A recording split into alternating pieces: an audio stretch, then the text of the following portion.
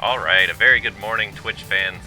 Captain Nabs is here with you once again in the flight deck. Thank you guys so much for tuning into the channel today.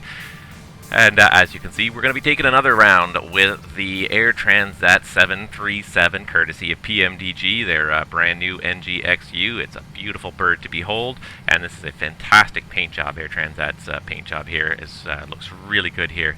I like that multicolored paint job on the tail. It doesn't look so good from this particular angle, just with the anti-aliasing and all, but you can see what a nice unique paint job. I do like that paint job with all the welcomes on the tail. So welcome to all of you for tuning into the channel. So today we're going to be doing yet another flight in my pilot's life career. Sorry, that is not correct. Give me 1 second.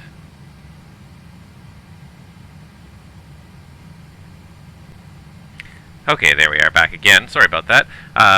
So here we are back again in the Air Transat 737, and we're getting ready for yet another leg, and this is the final leg of this month's tour. I don't know why it's so zoomed in there. There we go.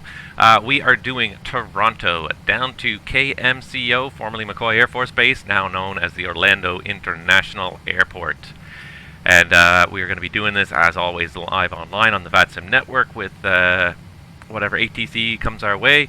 And going to be doing it live here on Twitch, which will eventually also be streamed onto YouTube. So thank you guys all for watching. As you can see, this is going to be the final turn. Just waiting for it to load here. This is going to be the final turn of my monthly schedule here. We go to Orlando and come back to Toronto, and then we're done this monthly schedule, and we get to hit that generate schedule button again and have some fun trying to pick some new destinations to fly with. One thing I'll say as well is this is probably going to be the shortest leg. I believe this is the shortest leg of this, certainly the shortest turn of this monthly schedule. We had some much longer ones, Puerto Vallarta, Vancouver, all the way to Punta Cana, and of course Amsterdam. Very long legs. This is going to be actually a relatively short one. I'm only going to be away from the flight deck for a short period on this one probably, just to have something to eat halfway through this flight, but it's really quite a short flight. It's not even 3 hours in the air, so without much further ado, we're going to have a quick look here at the job market and just see what else is being offered to me this week, because I think it's changed from last week when I last looked at it. Now I've got Batik Air Indonesia, S7 Airlines, WestJet Encore. Hey, we could go work for Encore again. Maple, Sky Regional has offered me a job there under the Air Canada Express banner, and Allow Airlines. Gonna stick right now with what we got, because I'm really enjoying Air Transat. Love the variety of destinations in their route network. So for now, we're going to stick with Air Transat for this month and probably for at least one more month. But it's a little bit later than I originally anticipated to get this going here. It is my brother's birthday today, and I had to send him a quick shout out. And now we're going to get this started. So happy birthday, and let's get this flight underway. Let's start off quickly by just summoning some of the stuff we need to have happen really quickly here. We're going to need some refueling. And of course, we're going to need some catering before we go all the way down to Orlando. As you can see, we're parked here at Gate Charlie 27 up here in Toronto. Okay, so we're going to hop in the flight deck. As you can see, I did power it up already. And we are going to use, as always, the FS2 crew. Oh, sorry. Just trying to put this on my background so I know that it's working okay here. So we're going to use the FS2 crew again. I'm going to mute him now because he's listening to me right now and I don't need him doing stuff. But yeah, I find it works very well in this airplane. It definitely takes a lot of workload off. Lets me get this plane started a lot quicker. So let's go through our departure setup really quickly, make sure that we're happy with it. We do have gate pushback. We are going to turn the transponder on for taxi. We're going to use a D-rated takeoff today. And we're going to do takeoff flaps 10. Anti-ice not required. Takeoff safety change. Crew change.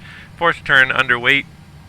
I believe we're going to be underweight, or we'll be close to it. I haven't even seen what the load is. So before we do anything else, I am going to quickly put in a load here.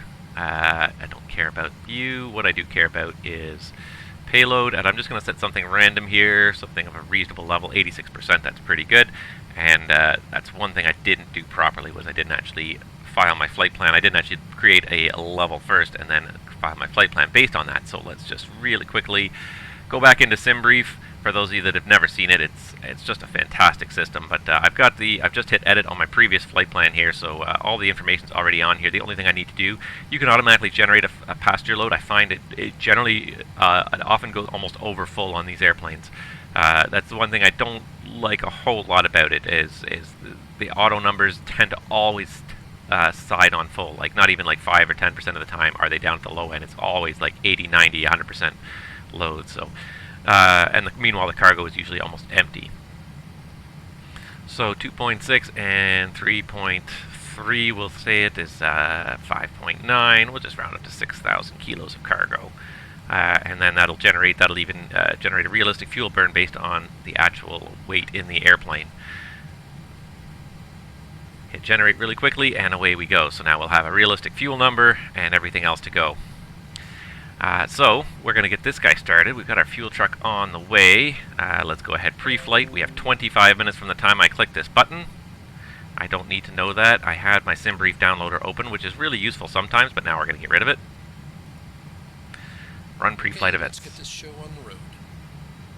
He doesn't even care how I am. He just wants to get going. Doesn't even ask me how I am. What a nice guy. Okay, but he's got his stuff to do, and I've got my stuff to do. So let's just have a quick look around the flight deck here and make sure that we're happy with everything in here. So I did power it up already. I got the battery on, the external power turned on, the IRSs are aligning still. I can check that the flight recorder is functional. If I can, I usually have to actually slide over just a little bit to be able to see it.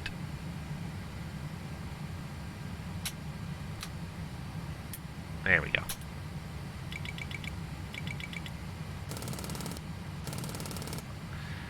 Alright, it's had external power for long enough that the stall warning works as well. What else do we need here?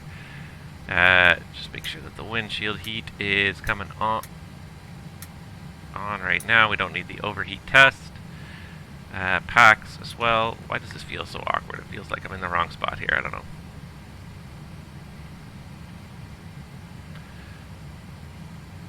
Packs are on, that's open, and hydraulics are not on. The emergency lights can go on,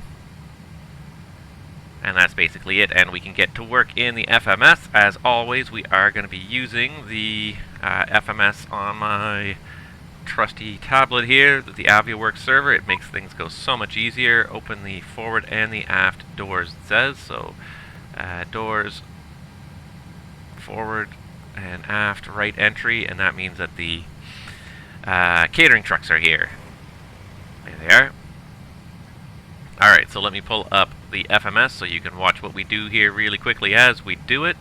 And we're going to go ahead and pull up the FMS over here. So first thing we need to do is go into our FMC mode, and then we're going to have to, it says enter IRS position. It wants to be initialized. Yes, do FMC ops restored.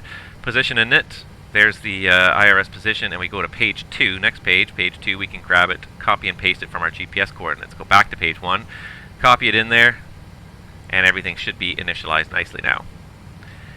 Then we can go ahead and go straight to our route page and start entering some information. So today we are doing, as I said, CYYZ Toronto to KMCO, nope, not Macon, Georgia, KMCO McCoy Air Force Base. Please use the refueling system to refuel the aircraft. So the fuel truck is here. We do need to just quickly check out the SimBrief flight plan here.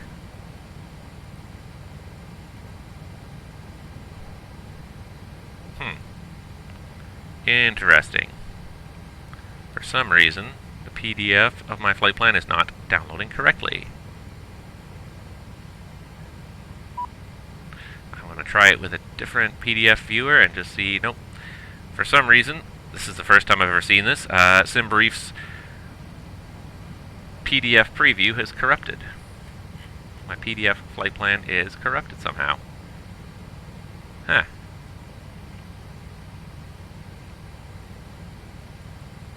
That is new. It's just coming out as a blank flight plan, so I'm going to have to just hit regenerate on this again, I guess.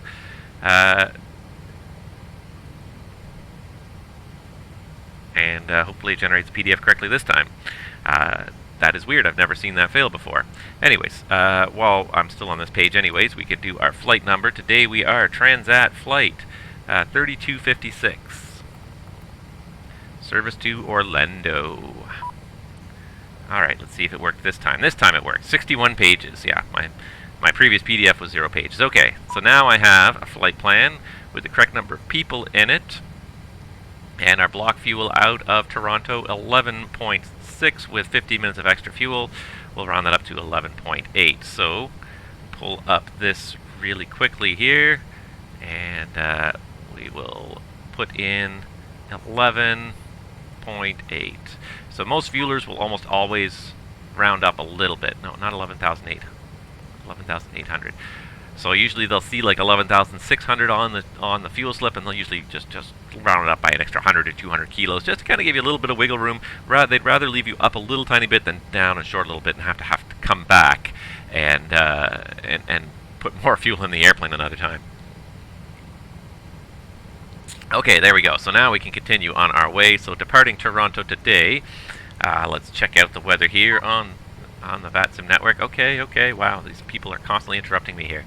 Close the doors now. Yes. Close the doors. Catering is done. All right. Where am I here? VATSIM weather for Toronto today.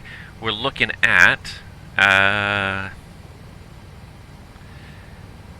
winds 340 at 13, so it's going to be a 6 left departure by the looks of it. It's a cool day out there, 15 degrees too. Alright, then 33 on the meter, but most importantly a 6 left departure. That's what we're kind of focused on right now. 6 left on the Beats 2 departure, and I believe we're doing the era transition, but let's just go back and double check.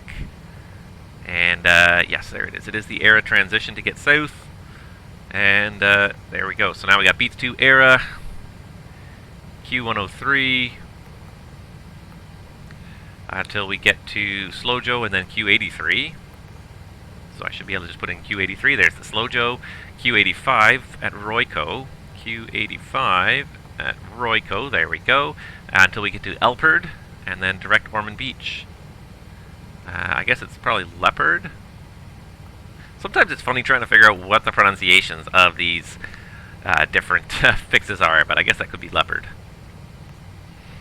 Ormond Beach, and then the SeaWorld for arrival into Orlando. The estimate right now is to use 3.6 right for arrival, so we're going to put that in now. We'll just put the single transition in there, and the SeaWorld for arrival. See SeaWorld?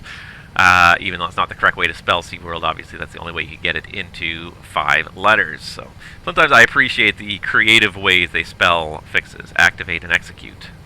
Performance init page.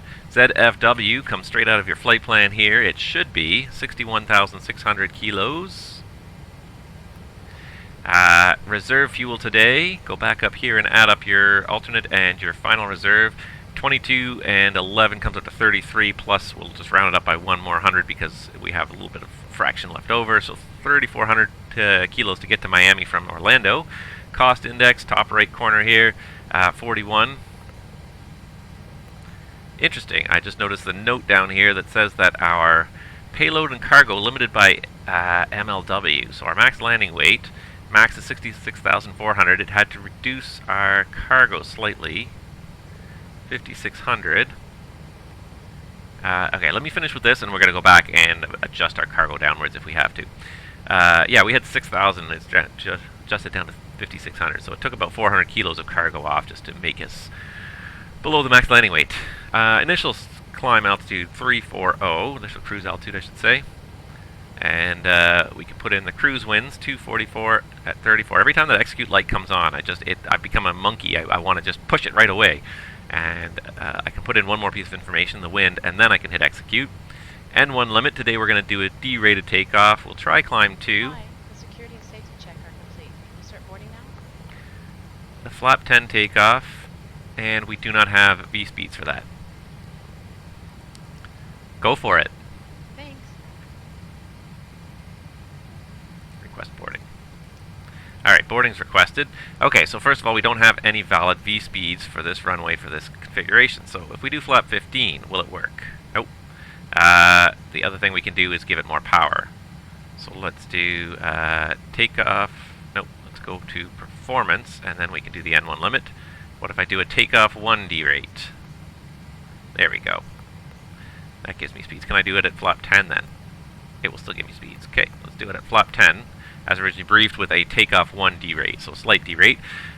We do not have 186 passengers today. What do we have? We had 130, was it?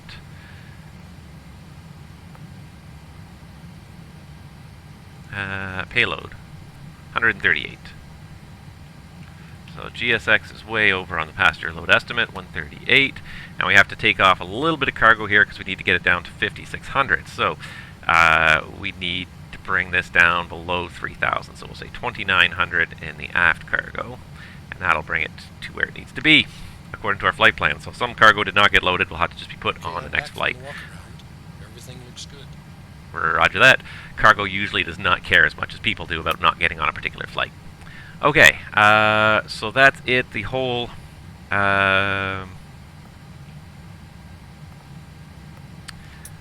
departure setup is complete there. So now we can go ahead and move on to setting up the rest of this airplane for the departure. So 3033 on the meter. 3033. We got a terrible frame rate right now. Hopefully it'll get a little better once we get away from Toronto. Toronto, for some reason, is one of those airports that just kills the frame rate. Alright, 3033, we'll turn on traffic. And that's fine. Alright, flight directors on. Auto thrust on. And I'm just going to look down here at the legs. Because we do have the vector leg in there correctly, we can climb in LNAV mode initially. The no links and the vectors have not been deleted. The other thing I need is to know, again, the takeoff performance data. V2 is 152 initially here.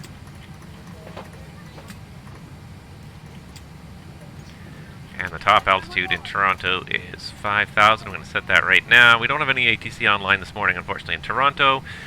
So we're not going to be able to take advantage of that. So no problem. Lights test. Test everything in this airplane because, boy, there is a lot of lights in this airplane.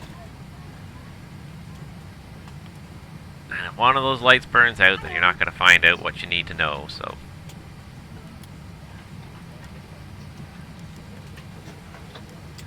alright, test. This guy's doing all his pre-flight maneuvers. We need to get that parking brake on. How are you? I'm doing good. And we need to throw up some Unicom here.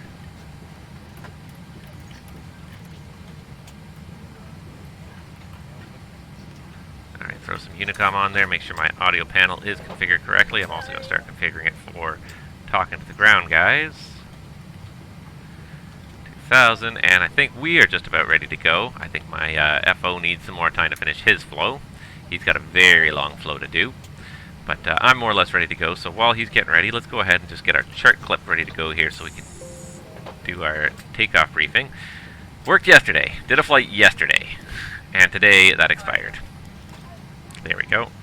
Alright, easy. Use airports from FMS. Thank you. Complete. And CYYZ. So we're going to need...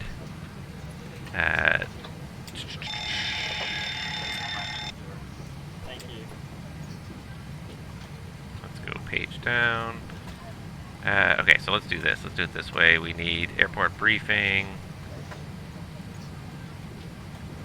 and apron procedures, parking gates, and then we need the SID, which is the beats departure off runway, beats 2 departure off 6 left. There we go.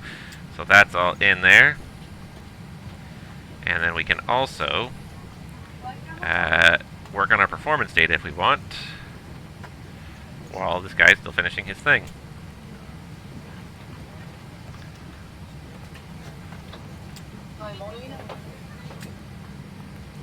Runway 06 left, no intersection. We'll say dry runway. We're going to say a takeoff 1. Flaps 10. Air conditioning on, but anti-ice off. And the temperature in Toronto is 15 degrees, which I think is about 60 Fahrenheit, something like that. For some reason, this will only take input Why can't I oh, there it is, show keyboard. Even though Celsius is the universal language of aviation for some reason. There we go, perfect. 30.33. Takeoff weight we're estimating at, we can usually, gross weight for takeoff, 73.5. But I think this was only in pounds. I think that's what we determined last time. So 73, I'm going to have to pull up my calculator really quickly here, just to do the math. It's 2.2, so 73.5 multiplied by 2.2, that's 161,700. 161,700. And takeoff C of G, 28.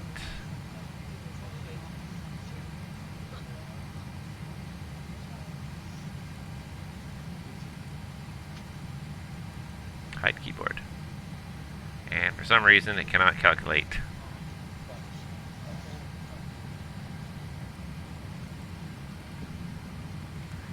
Oh, what if I do comm wins? 0 at 0.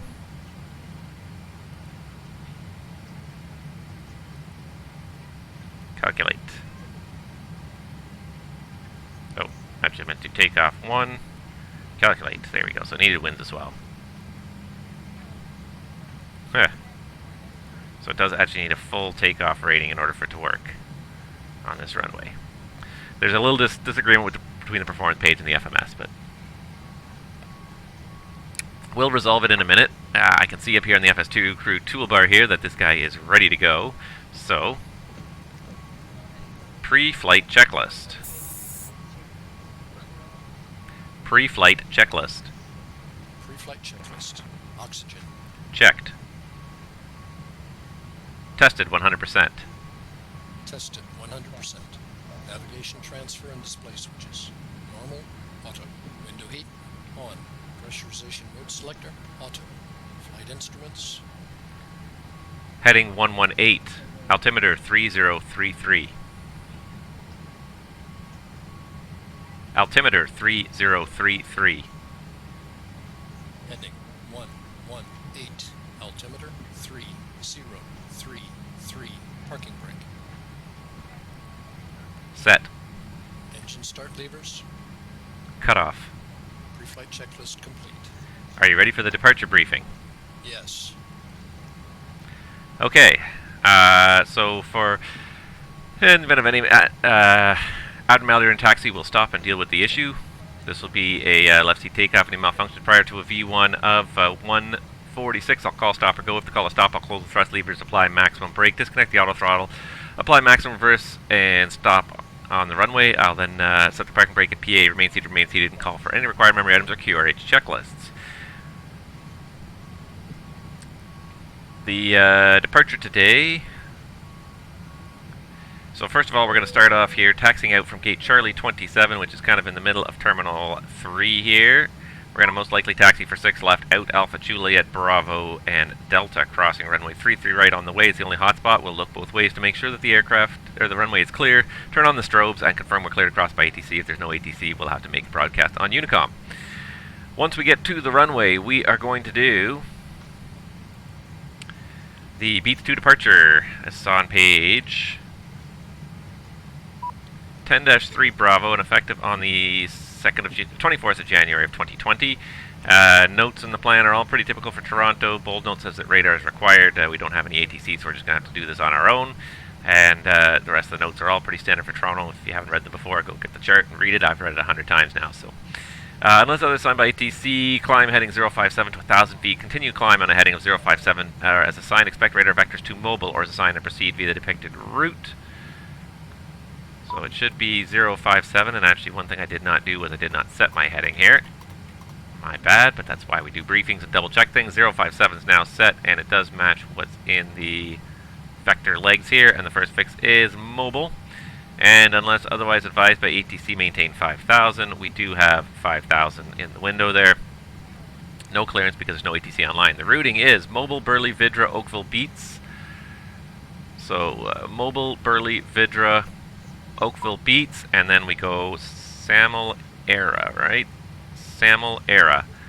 And you can see Samel Era is in the box. Terrain, 3,100 foot MSA around Toronto is not a big deal. Weather is, looks like another beautiful day, a little cool, but it's okay. We're going to Florida. It's going to be nice and hot when we get there.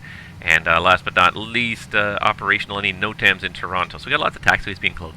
This is one thing that we've noticed, is that there's lots of taxiways being closed on a regular basis now, because lots of airports are taking this opportunity of very low traffic to repave all these runways and everything that have been taxiways that have, they're not neglected, but it's hard sometimes to get caught up on all the work that needs to get done. So I'm just looking specifically for Bravo and Delta here, anything. Delta between Charlie 2 and Charlie 4 closed. So this is valid 13th of June, 1200 Zulu to 1600 Zulu. It's now, what time is it there? Where's my clock? There it is, 1530 Zulu. So we actually have to taxi down to Charlie and take Charlie because Delta is closed. Probably, again, like I said, just a little bit of repaving, some touch-up work. Runways, 523, 15 left, 33 right, not the ones we're using. SIDS, nope. Alright, looks like nothing else affects us right now, so we'll just take a different taxi route than standard due to the taxiway closure. Otherwise, we should be good. Any questions? No questions. Alright, and I believe boarding is just about complete. Yeah, it looks like the baggage is loaded. Let's just check GSX and see what GSX says. Just waiting for us to close the door. So they believe that pushback is complete. So I'm going to start preparing for pushback and departure. And we'll get an early departure before that 25 minutes scrolls out of view there. Alright.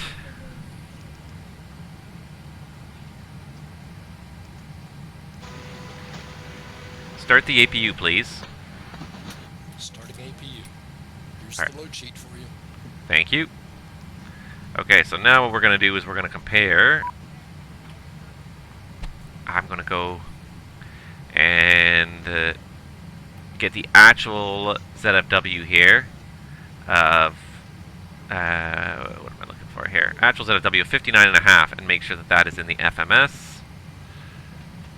So 57.5 is a little bit less than was originally planned.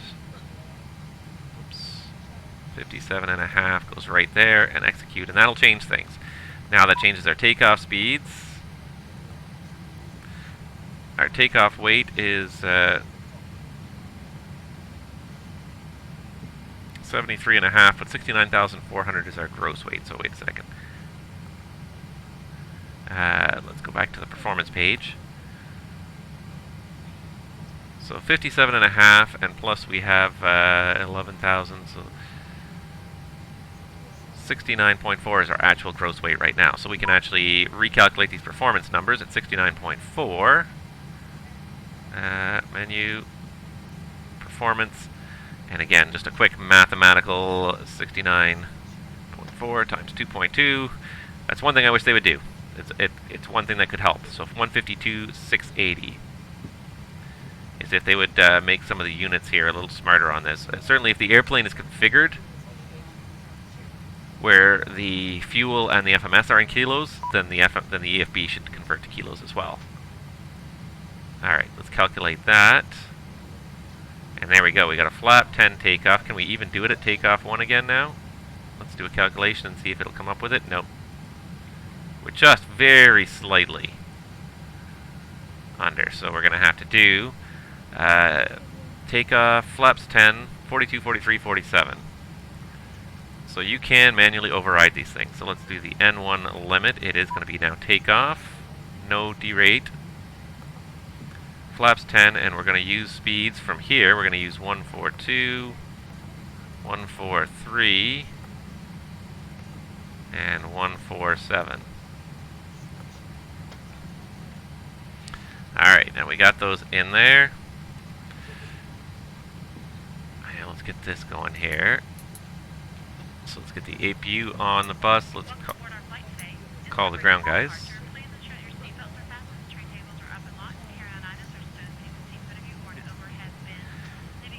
Cockpit to ground. Go ahead. Please disconnect external power. Roger. Connecting the GPU. Alright, and we're just about ready to go here. What have we got left to do here? We just got to run the checklist as soon as we get rid of the GPU here.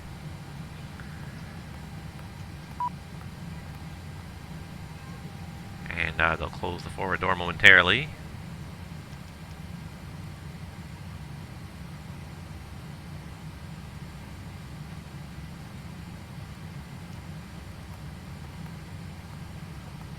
Captain, the GPU is disconnected.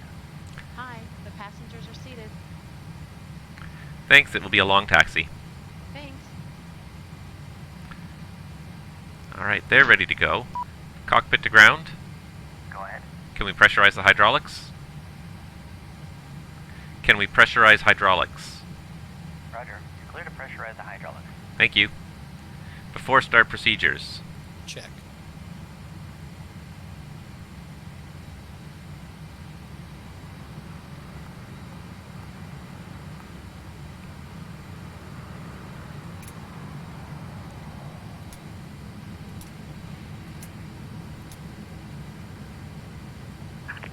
Hello, Captain. We're ready for pushback. One of these days I'm going to do it without the FS2 crew. Just to show you guys how much switch flicking is involved. Before start checklist. Before start checklist. Flight deck door closed and locked. MCP. Locking gear. Speed 147, heading 057. Altitude 5,000. Altitude 5,000. Takeoff speeds. V1 142, VR 143, V2 147. Departure check. V2 147. Inserted. CDU Release pre-flight. parking brakes. Complete. Rudder and aileron trim. Free and zero. Taxi and takeoff briefing. Complete. Anti-collision light on. Before start checklist complete.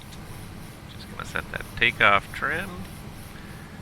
Alright, and these guys are ready to go. The bridge is off. Oh, not that button. That button. Commencing push. All engines clear. Start of Just have a quick look behind us, make sure nobody's pushed out in the alley behind us, but no, nobody's back there, so we are good to go. Start sequence is 2, then 1. Check. Start engine 2. Starting 2.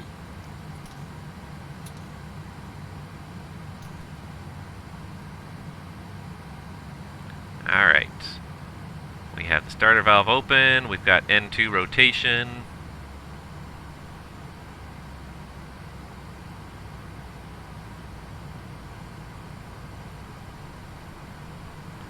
Looking for that 25%.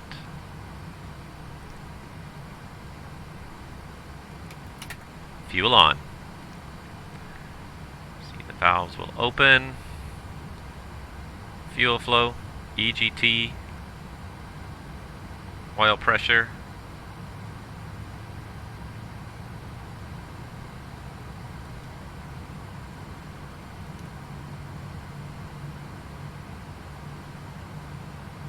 Everything seems to be happening okay right now.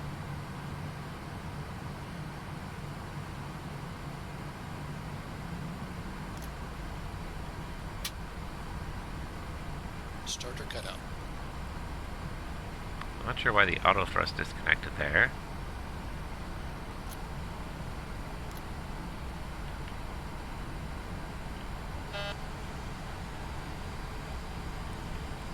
Why are they so far out of alignment? set parking brakes. That's weird.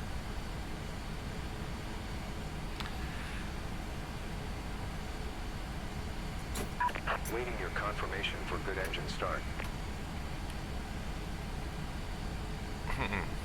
Alright, stand by one moment, guys, because we have just a little glitch here.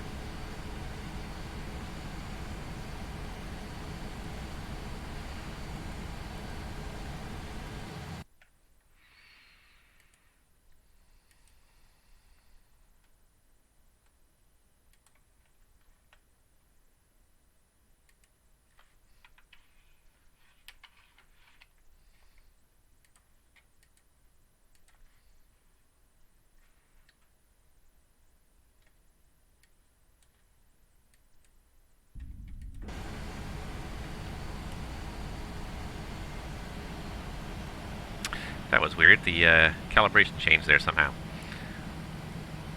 Start engine 1. Starting 1. We now request your full attention as the flight attendants demonstrate the safety features of this aircraft. Okay, auto thrust is back on. You must fasten your seatbelt. Now that the thrust lever is in the correct position, it's working. Alright, so we got into rotation. Release your seatbelt and lift the upper portion of the buckle. We suggest that you keep your seatbelt fastened throughout the flight as we may experience turbulence. There are several emergency exits on this aircraft, 2 forward, 2 aft, and 2 over each wing. There's To 25%. locate the exit Fuel's near on. in some cases, the exit may be Valves We open. need to evacuate the aircraft, floor level lighting, Fuel flow. towards the exit.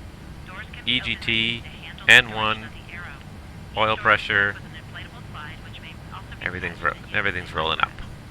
Oxygen and air pressures are always being monitored. In the event of an decompression, an oxygen mask will automatically appear in front of you. To start the flow of oxygen, Cannot auto start the flight. Stand by. Just going to monitor the start, and I know the reason why, because the aircraft's not selected correctly. It's nice that it provides you a warning, and it's really attention-getting, because you'd hate to do a whole flight and not have it auto-started. I wish it would provide you like a warn or like a message just in like the flight sim message bar, just that it has started successfully. There we go. Now, got an aircraft assigned. Have a nice flight. Now it's in flight mode, and we can confirm our good engine start. You can come and go ahead and disconnect. Thank you. And we're just waiting for them to disconnect before we set the flaps. You always want to make sure all the ground crew is clear before you start extending flaps, and to check the flight controls, just in case there's any vehicles still anywhere near the aircraft. You don't want anyone anywhere near the aircraft. You want to make sure everybody's clear before you start doing anything that changes the external configuration of the aircraft. Now, he should have turned on the transponder. He did not, apparently, so I'm going to turn it on right now.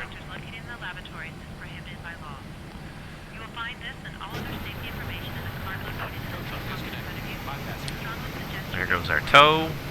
Thanks, guys. They shouldn't be anywhere close to flaps to flight controls, it's true, but you don't do anything until you get an all-clear signal from them. You don't do anything that changes the external configuration of the aircraft, other than starting the engines, which everyone knows the engines are going to start during the pushback.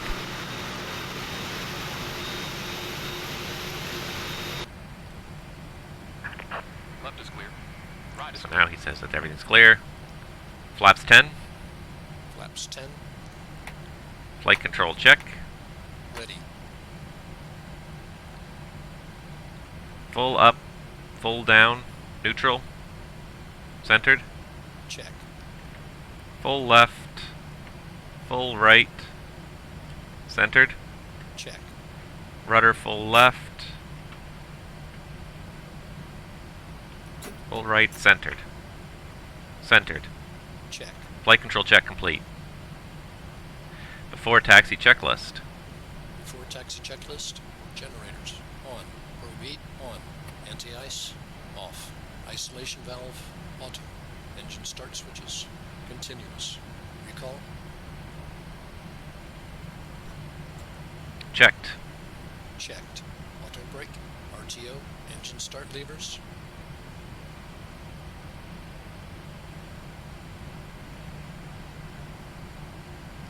Idle detent. Flight controls. Checked. Ground equipment. Checked. Clear. Clear. Before taxi checklist complete. There we go. For some reason that was showing a yellow light. See, and I take a look around the flight deck before we start taxiing just to make sure there's no yellow lights, because a yellow light generally indicates something has not worked properly. Green light's good. Yellow light's not so much. Clear on the left. Clear right. So I always kind of take a glance around the flight deck to see what's going on. Come on, break away. Let's get some breakaway thrust going here. There we are, we're rolling. I said it in a previous stream, always be careful about using a lot of thrust when you're breaking out of these gates initially. There's ramp guys working behind you, vehicles driving behind you, pilots maybe doing walkarounds, you know, there could be any number of things happening behind you. You have no clue. You cannot see behind you in an airplane what's behind. You can't see what's going on behind you when you're taxiing an airplane. So always important to, I hate to say assume the worst, but assume something's happening behind you. Very easy on the power until you get out of the alleys and away from the terminals. underway. Orlando, here we come. Here's an American paint job there.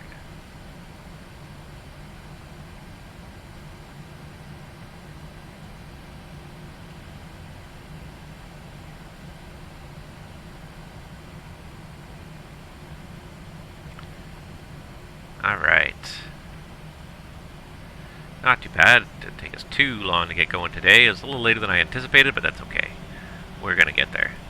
Now we're kind of getting out of the alley. We can give her a little more power. Pick up the speed a little more. And like I said, I find I taxi this airplane super slow. It's slung so low to the ground that I feel like we're moving fast, when in fact we're not. I feel like we're moving at 10 knots, but right now we're moving at 9. I feel like we're almost moving fast at 10 knots. I'm getting a little better hang of it. Everything takes some getting used to. Every airplane's got a very different feel to it. It takes a while to get used to each one. Very hard to fly multiple aircraft types simultaneously because you'll find yourself being used to one, and then something will change, and you'll change your perspective to another one. That's why pilots generally only fly one type of aircraft at any point in time in their career. It's difficult to maintain currency on a multiple aircraft at the same time, and it just adds a whole bunch more concerns. The rules for pilots in terms of currency, especially at an airline, and the rules for the airlines too, for trying to keep track of everybody and maintain currency. You know, you got to be in the sim every 6 months for each aircraft type. So if you've got 2 aircraft types, that's 4 visits. That's 4 visits to the sim per year instead of just 2. That's twice as much scheduling. You got to make sure you get enough flights in each type of airplane. That's more rules, but you still got to respect all the rules, duty rules, and everything else. Like it's rules upon rules upon rules in the airline industry, and I'm not complaining about the rules because they're there for good reason. Absolutely, they are. Flight deck. Okay, thanks. Captain, the cabin is secure. Thank you. So rules upon rules upon rules, and just, you know, even if a pilot only has one aircraft type, it's still a lot of stuff to be kept track of. Now start multiplying the complexity when you have multiple aircraft types. You got to make sure he gets enough time and consideration every aircraft type. Like running a crew scheduling department in an airline is just a whole nother level of work. Like, you can't believe the amount of work that goes into running a crew planning department in an airline. In terms of making sure everyone has enough rest, everyone's at their hotels where they're supposed to be. Just so much work to do. You know, putting together schedules, and then when someone books off halfway through, having to find someone to sit there, especially if there's training involved too. Then that's a whole nother bag of worms. You know, you can only have a training captain sitting with this other person. So if there's no training captains on reserve, guess what? The training's canceled. So now you not only have to call in a replacement for the training captain, but then the person they were training might also need to be replaced as well, because they can't go out without a training captain. So, just non-stop, and then things fall behind schedule. So can you keep the same flight schedule going? Do we need to change our flight schedules and change what the crews are doing? Are they going to run a duty day before they finish? Can we bring in another crew to finish? Like, the complexities of running an airline, like, you really it's an incredible machine. Every airline is an incredible machine that has just a huge amount of logistics going on behind the scenes that most people never realize. It takes so much work to get an airplane off the ground, to get an airline flight to happen, and yet it happens so many times every day that people start to take it for granted that something is easy. It's not. There can be 100 things going wrong for a particular flight in a day, and they still manage to get it off the ground. But 110 things need to happen specifically at the exact right moment on time for the flight to get off the ground on time. There needs to be fuel arrive at the right time. The catering needs to arrive. The passengers need to be boarded. So there needs to be gate agents in the right place at the right time. There need to be ramp guys at the right gate at the right time. You know, the flight plan needs to be delivered. There needs to be enough crews who all show up on time. Paperwork and everything, and there's so much stuff that goes into it, and one thing, just one problem, you know, everything needs to be fixed on the airplane. Well, maybe something broke. Alright, we're going to take the right turn here on Charlie for 6 left. One thing broke. One link in the chain broke. Oh, the fuel guy got delayed because the truck broke its previous airplane, and now we're calling a backup truck, but it's got to come from the other side of the field, so it's going to take 10 minutes to get here. Boom, now you're late. There are 1,000 reasons why a plane can depart late. And I'm not trying to make excuses for the airlines, because, you know, but until you actually see the dance up front, you never realize what a battle it is every single flight to try and get things to happen at the exact right moment. Clear on the left. not technically crossing the runway threshold, but we are crossing the approach path anyway. So we're looking very carefully because the winds are kind of favoring the 33, so anyone who's unfamiliar with Toronto will probably try to use the 33. So I'm going to dodge across this pretty quickly here. Avoiding taxiway Delta today because apparently it's closed for construction. Yeah, so it blows the mind to watch all the stuff that happens. And like I said, one small thing could go wrong. Maybe the ramp crew got delayed on their previous flight because there was a problem with the previous flight, and now they're late getting to your airplane, so now they don't get loaded on time, and you can't push off the gate on time. There's one passenger that realizes they're trying to get on the plane, they forgot their passport. Well, great, now we gotta wait while they see if they can figure out where their passport is, or maybe we'll go without them. So many things. You can't make up the stuff sometimes that you see in the airline industry. I've been in this business for a while now, and every week, almost every time I go to work, I'm surprised by something that comes up that I've just never heard of happening before. How has this not happened? How do we not have a plan for it? And it's just like, you just can't make up this stuff. Like the woman who forgot her passport on her previous airplane, but by the time she had realized it and got into her next airplane, the other airplane had been towed off a gate to a maintenance hangar, so no one could get to it easily. So then they were going to pull her off the flight, but she had a checked bag that was supposed to be on that flight, but it wasn't. They couldn't find it. They have to remove the bag. There's something called reconciliation, where all the checked bags have to match all the passengers aboard. If a person gets off an airplane, any baggage they have has to come off the airplane as well. The baggage cannot travel without the person. And so in this case, they were gonna bump the passenger to the next flight. They had removed her from the manifest. However, they couldn't find her bag, so they couldn't remove it because they couldn't physically find it. They spent 40 minutes searching for it. It was you know, and I've you know, these two circumstances happened to come together and cause an immense delay on this flight. You know, just two bad circumstances come together. Her bag got lost and her passport got lost. One, you know, you can't make up this stuff. Anyways, we're pretty much at the runway, so let's do some work. Before takeoff checklist. Before takeoff checklist. Flaps. Flaps 10, green light. Stabilizer trim. 4.6 upset. 4.6 units. Before takeoff checklist complete. Check. Toronto traffic Transat. What's this flight number again? Toronto traffic Transat 3256 is approaching runway 06 left for departure on the Beats 2 departure.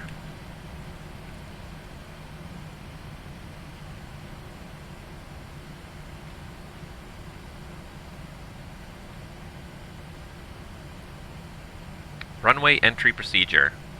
Check. Cabin crew, take your seats.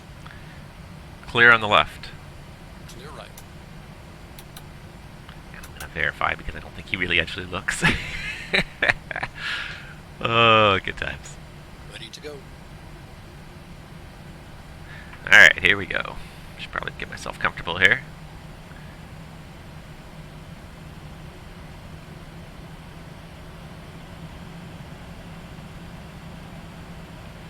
And I'm just going to shut up for a minute or two while we actually do the takeoff procedures here, and then I'll resume my commentary once we get up in the air again. Ranting about the airline industry yet again. Toronto traffic Transat 3256 is departing, runway 06 left, Beats 2 departure. Get all the landing lights on, please. Takeoff.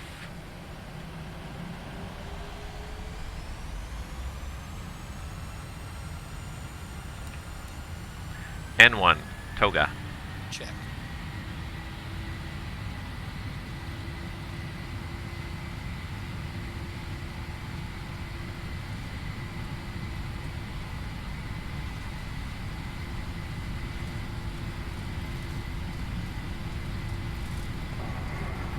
Traffic Burger 1 taking position just west, delayed for departing Transat, will be eastbound via Farshot.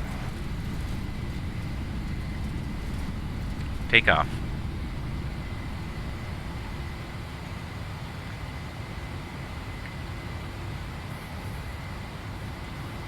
Gear up. Toronto traffic, this is Gear up. Canada 912 Heavy pushing back gate 169.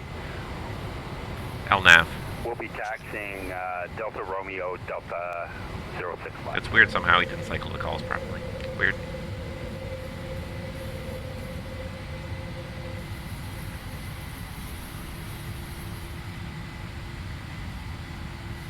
N1. Check. Front track clear winds on the roll for 06 West, eastbound CFR.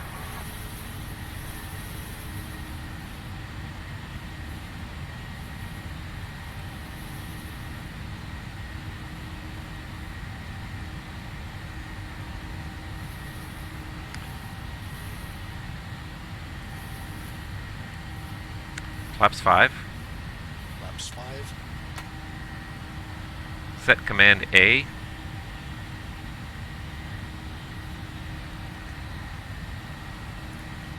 Select command A. Command A. Flaps up. Flaps up.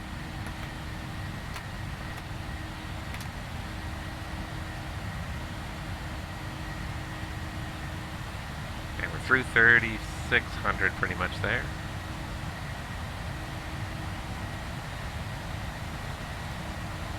Traffic. Now we're going to overspeed because I didn't set that up correctly. There it goes. Okay. And Check. 1011. alright, going direct to mobile.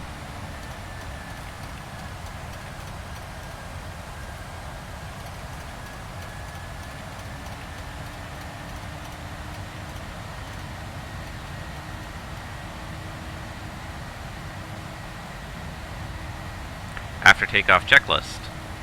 After takeoff checklist. Engine bleeds. On. Packs. Auto. Landing gear. Up and off. Flaps. Up. No lights. After takeoff checklist complete. Checked. This guy behind us just came Toronto traffic, Air Canada 912 Heavy taxiing shooting out the ramp below us there. Romeo Delta runway 06 Climbing at left. 250 we'll knots. be starting on the BETS 2 arrival IFR 7, Miami. 1. Set. Go ahead. Yes. Usually he asks me if I want to, I missed the call there because I was listening to the radio call. He usually asks me if I want to release a cabin crew, so I thought I said yes to that. Go for it. Checked. Check. There we go. If I say yes without saying please now, he doesn't pay attention. Okay, this did activate, correct? Not that.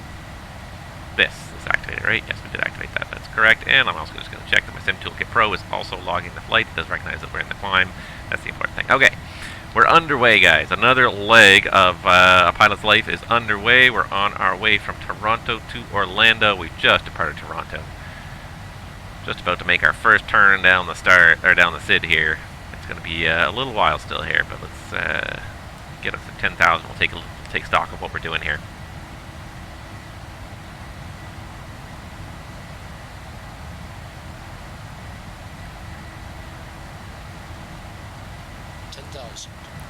Checked.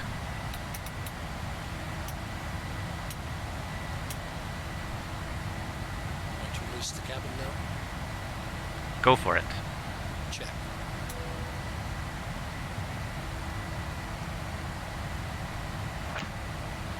There we go. We can get rid of that now. We don't need the FS2 crew pretty much anymore until we get to our top of descent there into Orlando. So there we go. Through 10,000. So let's see. We got lights off, pressurization. You always want to check at about 10,000 feet. The pressurization system's doing something for you, anyways. Here. So it is climbing at a controlled 500 feet per minute. Differential's building up to 4.5, and the altitude's up to about 1,500 there. And yeah, seatbelts off. That's it. We're good. We're underway. Another leg of a pilot's life underway, and let's do a little bottom lining here. Already we're looking for the bottom line, but hey, you want to know, what time are we going to get to Orlando at? So it looks like it's going to be about 2:17 p.m. local time, 18:17. So that's about just over 2 hours from now, 2 hours and 20 minutes from now. So not too bad. although this is a pretty short leg, it's not the shortest I've ever done. We're going to still have a fair bit of time in cruise, so I am going to take a few moments. Oh, what I didn't do actually here was put us back in VNAV once we hit 10,000 feet to get a normal climb speed there, 310. That's a little better. We will still step away because it's already pretty much just about lunchtime. So we'll step away in a little while for a little lunch break. Probably won't be very long though. This is one of the shortest flights I've done for a while, which is going to be kind of nice just to get it done quickly and be out of the way. So we do have we had a little bit of ATC online. It looks like it's all vanished. We had DC Center, we had Indy Center. I think we're going to fly through Indy Center. It looks like they vanished offline. So oh well, what can you do? It's a Saturday morning. It's a beautiful day. It's summer in the Northern Hemisphere, which I think is where predominantly most of the VATSIM members are from, and certainly anyone who's controlling in North America is usually from the Northern Hemisphere, so they're not online very much this time of day, which is cool. You know, you take what you can get when you can get it, and I would like to have more ATC online sometimes, but like I said, I'd take what I can get when I can get it. I'm not gonna be a complainer about it.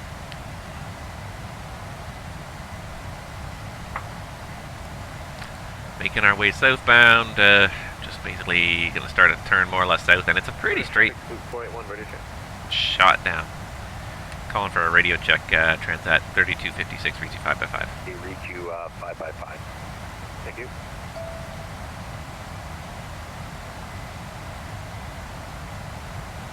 As you can see here on the nav display here, it's a pretty straight shot. There's a few kind of little bit of east and west kind of bouncing around, but it's more or less just a straight shot south from Toronto down to Orlando.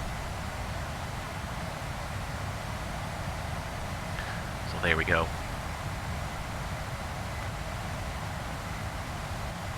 And we will level off, even at this present rate of climb. We're going to level off pretty quickly here, I think.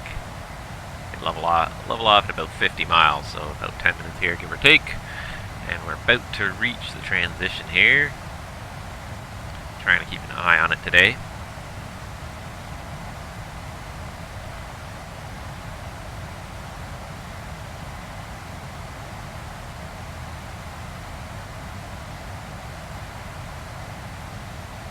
And there's standard.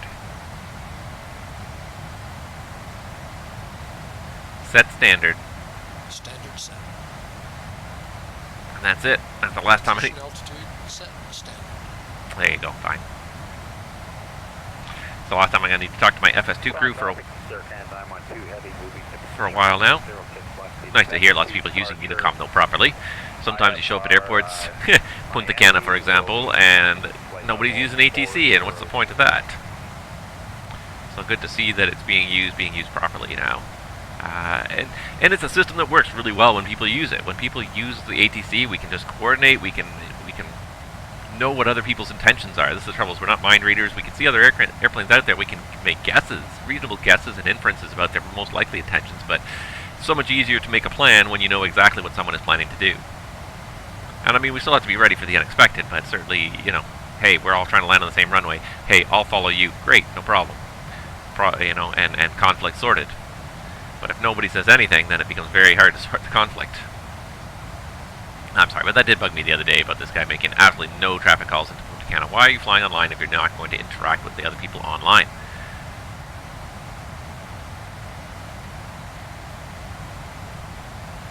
The whole point of the network, I thought, was to gain interactions with people.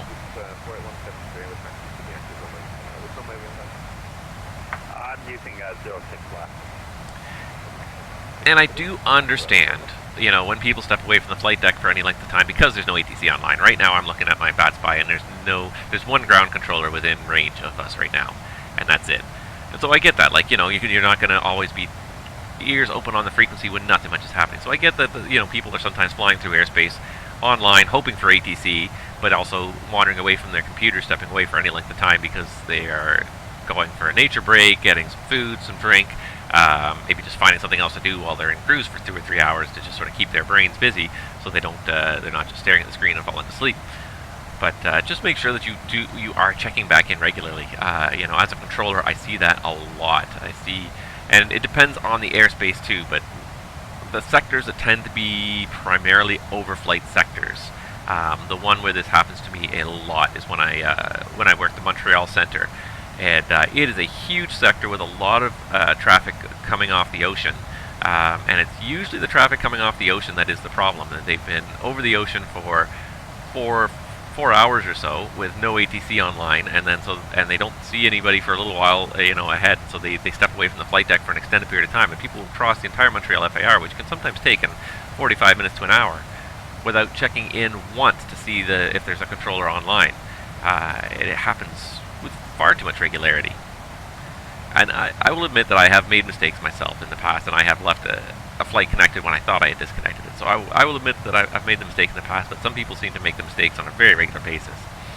I hesitate to call a supervisor every time it happens. I don't want to give people too many bad marks right off the bat, but I do wish guys would pay a bit more attention. Check regularly. You never know when ATC is going to log on. You never know. Just because they're not on there 1 minute doesn't mean someone's not thinking about logging on. It's going to be there the next. So, you step away and do whatever you want. Keep your brain occupied. Find things to do. But every 10 minutes, 15 minutes at the most, you should be having a glance to see if anybody's calling you. I've had people, like I said, go an hour or more through my airspace, multiple attempts to get a hold of them, and nobody answers. And it's very frustrating sometimes from the controller's perspective. Most of the time in these northern overflight regions, there's not much traffic, so there's not much conflict. But nevertheless, just because there isn't a conflict doesn't mean that's an excuse. You should still be attentive, paying attention to what's going on. Just going to have a quick look at my flight plan here, because I saw there were a couple of step climbs planned in here. Now, it looks like it's not actually step climbs. It looks like what it is direction reversals. Slow Joe to FA. So let's see if I can find on my map. It's not really well indicated here because there's too many. Slow Joe to FA. So the other thing we can do is we just use this to my advantage here, penalize my frame rate even more, but it'll show me the labels for everything. So Slow Joe to FA, really? Have a look at this. And of course, it's SimBrief is just following the rules. It's obviously just SimBrief following the rules, but here is Slow Joe to FA. And that is what? Not even... I thought there was a way to do a ruler. Maybe there's not. There used to be a way to do a ruler in here. That is not even like 50 miles. Just a slight turn east to intercept this airway going westbound, and look, like, we're going to have to climb 1,000 feet just for that. Just, wow.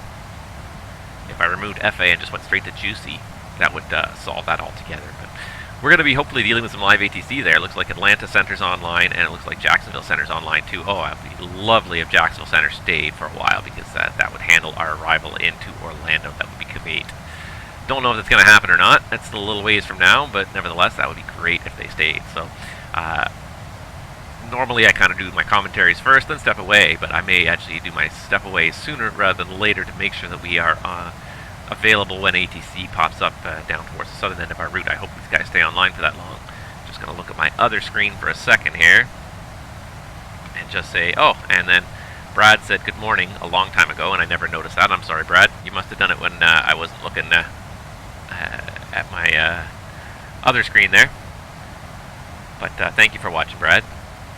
Let's see, Atlanta's been on for an hour and 21, and Jacksonville's been on for 57 minutes right now, so 2 hours, they may or may not still be there.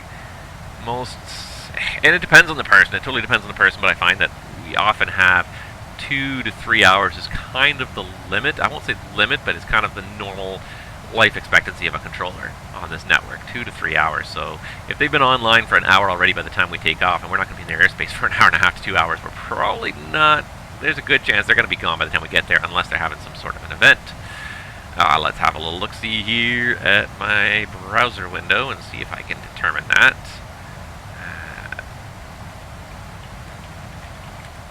Let's see. Just having a quick look. What day is it today? Play ball. It's Minneapolis. No.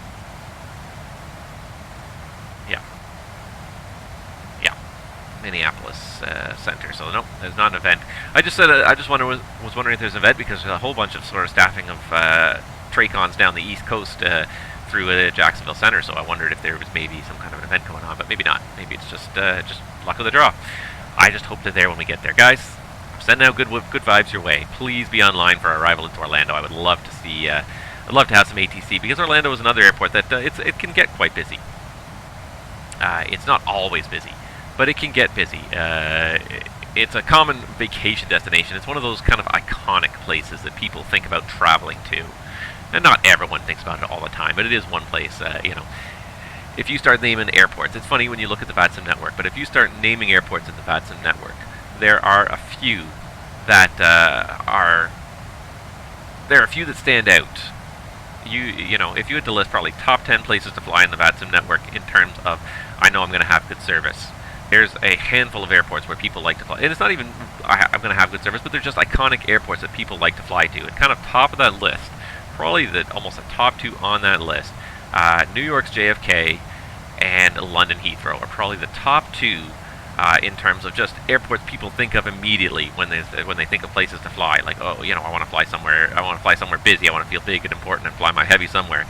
London Heathrow and New York JFK are 2 of the top ones that come up, but there are quite a few when you start to think about it. It's quite a few airports that have phenomenal ATC on a very regular basis. LAX is another one that has a ton of controllers and always seems to have people online, always seems to be providing good service. So LAX is another one. Miami is another one that comes to mind. Denver, Seattle, Frankfurt, and Amsterdam. Places that are online a lot and have a lot of good ATC coverage. Of course, Toronto as well. I hate to toot my own horn, but I think Toronto also does generally a very good job with some very, very high quality ATC and a lot of staff, so it's covered for a large percentage of the day. Those are ones that kind of come to mind right off the bat. I'm just trying to think. And Atlanta as well. Atlanta does have good coverage as well. Because even that one I sort of had to stop and think about it for a minute. Chicago, better now that the FS Dream Team and Dursby Eki Scenery came out. People are back to visiting it again. Chicago's a tough one, and that's going to be tough for the controllers because Chicago's an airport that is just evolving constantly, changing constantly. They're in the midst of a major upgrade and adding a whole other new runway, and it's a nightmare every time you go there because there's so much construction going on and the routes change every couple of weeks. All of a sudden the taxi routes have changed again because they close a few more taxiways so they can build a bit more runway, and they have you going a different way now than they did before. Checked. So it's Chicago's one that, especially from a controller's perspective, you never know what the trouble with being a controller in VATSIM is. You never know what people are looking at out the window. As much as everyone, it would be easy if everyone was seeing the same thing out the window, but you don't know if this person has default scenery with their sim, if they've upgraded, which version have they upgraded to? Are they O'Hare version 1, O'Hare version 2, you know, do they have a freeware O'Hare, circa 2010, 2015, 2018, 2020, so you don't know, you know, what construction has been completed, what things have changed. Even runway numbers change over time at some airports, and you know, so you may even have a different set of runway numbers listed than the other airports may show. There we go, and we're leveling at 340. So there's certain airports, especially ones that have changed a lot in recent years, that can be very difficult for controllers to deal with because they have to interrogate every pilot. Hey, what version scenery have you got? You know, before they can give them a taxi route or even issue a departure runway that may not exist in their scenery yet. And then they've got to balance the needs of all these many pilots together. It can be incredibly challenging. Chicago is probably the biggest example I can think of that, where they've added a bunch of runways in the last couple of years, and the current airport layout bears maybe a passing resemblance to the default scenery in most of the sims. So, you know, and especially when you get a big event, how do you deal with that when there's so many people who are looking at so many different versions of the airport? And you're just trying to get people moving as it is, and then having to try and remember who's got what and give a route that's valid for each different scenery version that doesn't conflict with other people. Oh, that just blows your mind. Toronto, fortunately, as a controller in Toronto, there have not been many changes lately. There's been a couple of minor ones, but no major changes in the last 10 to 15 years, really. The biggest thing was an extension of one taxiway that we don't use all that often, so it doesn't make a huge difference if it's not there. So yeah, just wow. I can't imagine being a controller of a place like Chicago. I'm just trying to think what other airports have had major construction projects lately. not too many major airports I can think of that have added an entirely new runway where previously there was a whole taxiway complex and other things. Like, it just, yeah, challenging to say the least for these guys. So kudos to them when they do manage to pull an event together and keep all this traffic separated. Speaking of traffic on the VATSIM network as well, today I saw one thing that scrolled through my inbox that I was completely unaware of, but it sounded like a lot of fun and I would like to try it one day. Apparently today they are having an event, or they might have already finished it. I haven't actually looked at the times, but they're having an event called, it looks like it's 2/3 done maybe, having an event called Cross the Land. So to counter the Cross the Pond event that happens every so often, twice a year, this is the new one, flying from Europe to the Middle East, and with the same basic idea as Cross the Pond in providing continuous ATC service from a couple of major European airports down to the major Middle Eastern airports, being Dubai, Doha, I think Beirut was one of them. And yeah, I'm looking at it right now, and I do see like a couple of big lines. It looks like I think Cairo is another destination, but it looks like Dubai probably is getting the bulk of the traffic here. And I think the arrivals are just getting fired up in Dubai. But if I just go Dubai details here, and they have 143 inbounds. But what a great event! And the long-range events are hard to deal with. There's a lot of planning, a lot of coordination between a lot of different sectors, and this one especially. Cross the Pond is not so bad. Europe, Oceanic, and VATCAN and VAT-USA, basically, the four of them will manage to staff pretty much anything that needs to be staffed.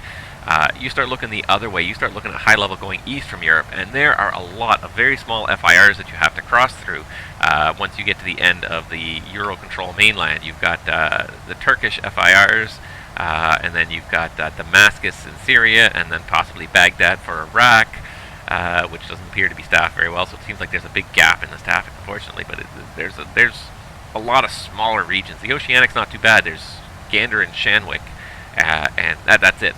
There's two, so it's not that huge, but a deal to try and get the en route staffing. If you can get those two sectors to work, then you've got most of your en route staffing. But here you're talking about a half a dozen to a dozen smaller FIRs, probably with not a lot of controller staff. Unfortunately, I hate to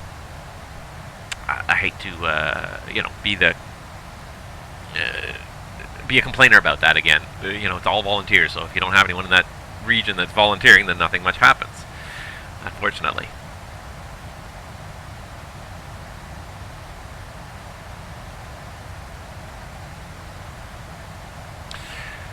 Anywho, yeah, so, but seems like a fun event to participate in. I have a hard time with these 8-hour events. It's a long time to sit at the computer, and I like the idea behind them, I really do.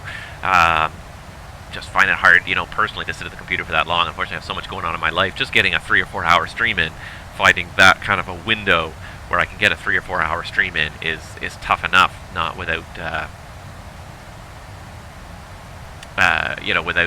without extending that to an 8-hour day. I have a feeling there's probably a lot more single people. And to do it twice a year, cross the pond basis, once in the spring and once in the fall, it's not so bad. I can usually, as a controller, manage to wheedle 4 to 5 hours online for that event, because it happens rarely, twice a year. To try and get more than 2 to 3 hours online at a time at any other point is a challenge. It's a challenge, and it's going to become more of a challenge. Good news for me, but I'm probably going to be heading back to work in the not too distant future. We're waiting for a final word in the next couple of days, but I'm probably going to be heading back to work starting next month, which is going to definitely cut into my simming time. Unfortunately, I've really kind of enjoyed being off as much as I have for the sake of simming, and that's been a lot of fun. But I'm looking forward to going back to work. I really truly am. As much as I do enjoy simming a lot, it's just also nice to get out and have a real purpose in life. Not just a simulated purpose in life. So I'm looking forward to getting out and getting out into the real world and actually starting to do some real flying again. So hopefully that'll happen soon. The unfortunate side effect of that, of course, is that this pilot life career will probably take a little bit of a backseat to the real pilot life career. So it probably will be a bit of a decrease in my activity level for the summer, and probably average more like 2 to 3 streams a month rather than the 4, maybe 5 that I've been averaging the last month or so. So that'll be a bit of a disappointment, but nevertheless, it'll be something to something we'll deal with as we get to it. What is also interesting to note about my streaming, and especially my doing a little bit of analytics on my YouTube stats, and it's funny to notice that there was a big peak in the last 2 months. I had a large amount of traffic to my channel in the last 2 months, and it's really dropped off now. It seemed to coincide with like the not really being summer in the northern hemisphere, and also obviously everyone being on lockdown. It seemed like people started watching a lot more YouTube and just a lot more of it, spending a lot more time in any particular video in YouTube when they were not in lockdown. So, or when they were in lockdown. So there was a huge peak in my viewership for the last 2 months, and it really, the last 3 weeks or so, 4 weeks, it started to really kind of drop off again. There was a big boost sort of as everyone was locked down, but it sort of dropped off again now. So I think people are just getting out and also enjoying the summer and spending less time staring at their screens, which is good, you know, and go out there and enjoy the weather, especially if you live in Canada. It's summer is way too short. Get out there and enjoy it while it lasts, because it'll be over before you know it.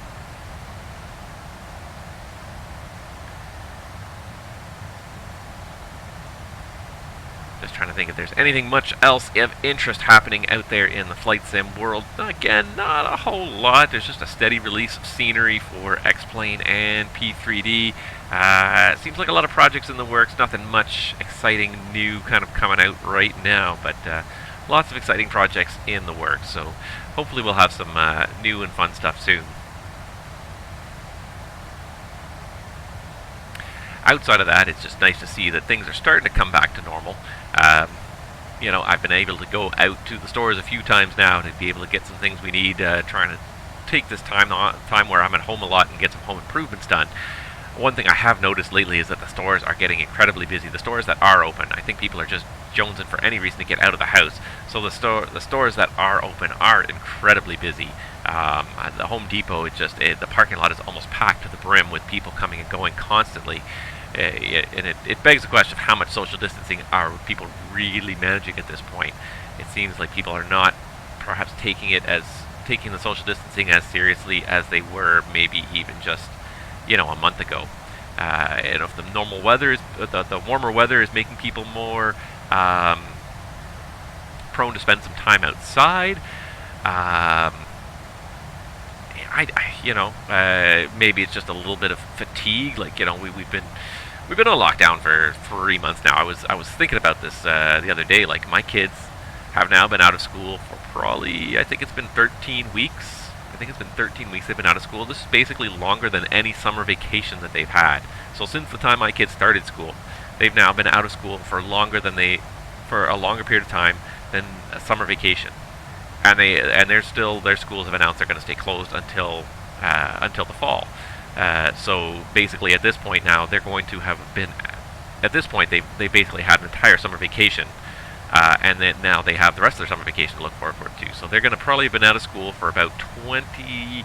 It's definitely going to be on the order of 26, 28. I haven't counted exactly. 26, 28, 30 weeks without school, which is going to be the longest time that my kids have not been at school since they started school. It's just an unprecedented amount of time that they've been out of school, and you really see it right now more in their yearning for some social interactions with other children of their own age.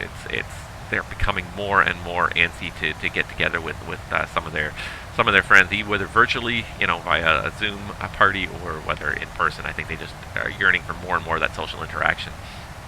You know, my kids are younger, elementary school age kids, so they.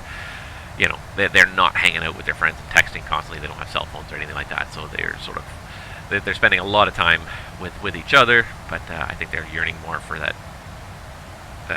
interaction with other people their own age, aside from each other.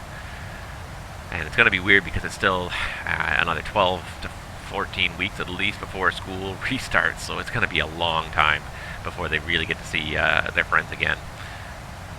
It's been tough even on the adults. Like, even people who are going to work have managed to maintain some semblance of normalcy, but people who are not going to work, who have been stuck at home, we're reaching that breaking point. I think a lot of us mentally, where we need to get out of the house. We need to see other people as well. And I think that's why like people will take almost any excuse. I got to go to the Home Depot to pick up a box of nails, you know, or anything, just to get out of the house and interact with someone other than your family members just for 5 minutes. Sometimes it's kind of nice, but this is the kind of you know, this is the kind of thing, like the fatigue that's worn us down now. Like everyone was eager at first to like, okay, you know, we'll do what we got to do. This is where the second wave really comes in, is now people have let their guard down. And it's not even people letting their guard down, it's people are really just like taking any advantage they can because they just feel like they're worn out by how much time they've spent isolating themselves. And I understand that, and I feel it too. But just I think it's important for us all to remember what we're doing this for and what the end goal is. And the end goal is, at the end of the day, is to minimize the spread as much as possible. So, you know, as much as we would like to get out there and be our same old normal selves until there's a vaccine, until there's a very reliable treatment that does not compromise people, that does not, you know, put high-risk people at a good high risk, people with compromised immune systems, or people who have other underlying medical conditions, those people who are most vulnerable in our society, we don't want to put them in a bad place, put them at a higher risk. So we've all still got to do our part, you know. One thing that bugs me is going to the stores and then seeing that like a good 25, 30, 40, maybe even 50% in some cases of people feel like we've gotten past the point where we don't need to wear masks. And what really harm does it do you to wear a mask? You know, like at the end of the day, most people put on a seatbelt in their car without thinking twice, and that only saves your own life. Wearing a mask could save not only your own life, but maybe the life of somebody's grandparents. So why, you know, is it really that much of an imposition for people to do that? That's what bugs me, is that people feel like they're really being put out. It's like, this is such a small step we can do. It's right up there with washing your hands, which then again, you go in public washrooms after some people, and it's an amazing number of people that do not wash their hands after they use the washroom still. Anyways, I should stop ranting about this because it's not related to aviation and it's not really uplifting at all. So, yeah. Just going to have a quick look here at my Sim Toolkit Pro again here. So here we are. We're about halfway through. We got probably about 30 to 45 minutes before we actually get to Pulaski, where we're going to start talking to Atlanta ATC if they're still online. So I think we're going to do things a little bit out of order today. We're going to step away for the time being for now, and we are going to try and be back. Let's see here. What time is it now? 16:26. Well, let's do it this way. What time are we going to get to Pulaski at? Because we should be back here for that. So we're going to step away to get a little something to eat right now and come back to that in a few minutes. So Pulaski, if I do route data, it should show me, right? Pulaski, 16:53 Zulu. That's just 30 minutes from now. So yeah, no, let's not do that. So let's say we will be back by about 16:50 Zulu today. And then we'll probably be here for most of the rest of the way in, assuming that the ATC stays online. So, with that in mind, guys, thank you so much for watching. Stay tuned. We are going to be back in a little bit. In the meantime, enjoy the good old external shots of my... Why can't I find it here? There it is. Of my NGXU, because she is a beautiful bird. And we will see you guys in just a couple of minutes. Just about a half an hour, so stay tuned for that.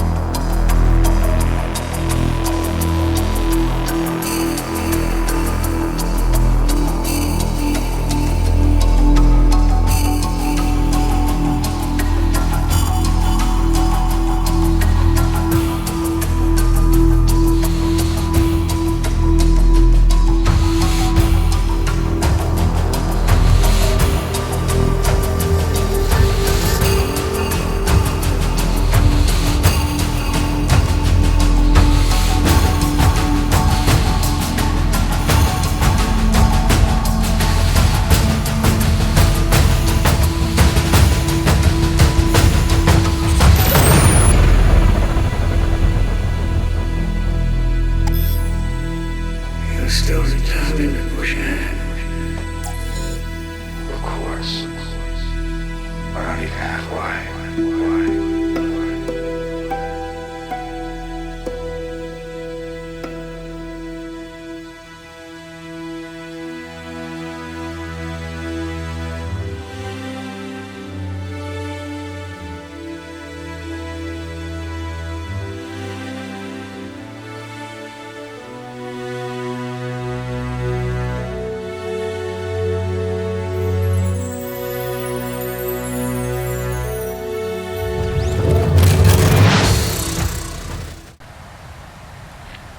Alright there guys, welcome back to the flight deck. Captain Avs is back in here with you once again, and let's see what we got here. So it looks like we got a caution light here, indicates the fuel system. So we probably all know what this means. We're getting a low fuel pressure indication here because the center tank is essentially empty. We're down to the last 70 kilos in the tank. So we'll leave that going for just a minute here and just see if we can burn out the rest of that fuel. There's no point in leaving unburned fuel in that tank. We might as well burn everything we can. Also, we should be just entering Atlanta Center now, 3297, so let's get them up as well.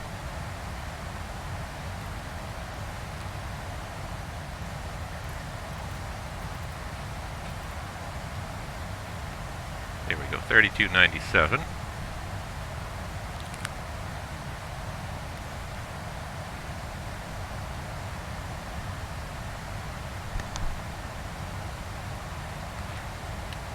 Atlanta Center, good morning, or good afternoon. Transat 3256, flight level 340. Transat 3256, Atlanta Center, good afternoon, squawk 2017. Squawk 2017, Transat 3256. 2017, there we go. 394, contact Jacksonville Center 124.77. Alright, what does the FMC say? Cruise wind uplink ready. We did send for it, I didn't realize we'd sent for it. I thought we had deployed it. Anyways, we can load the cruise winds, no big deal. Loaded or not. They're loading, and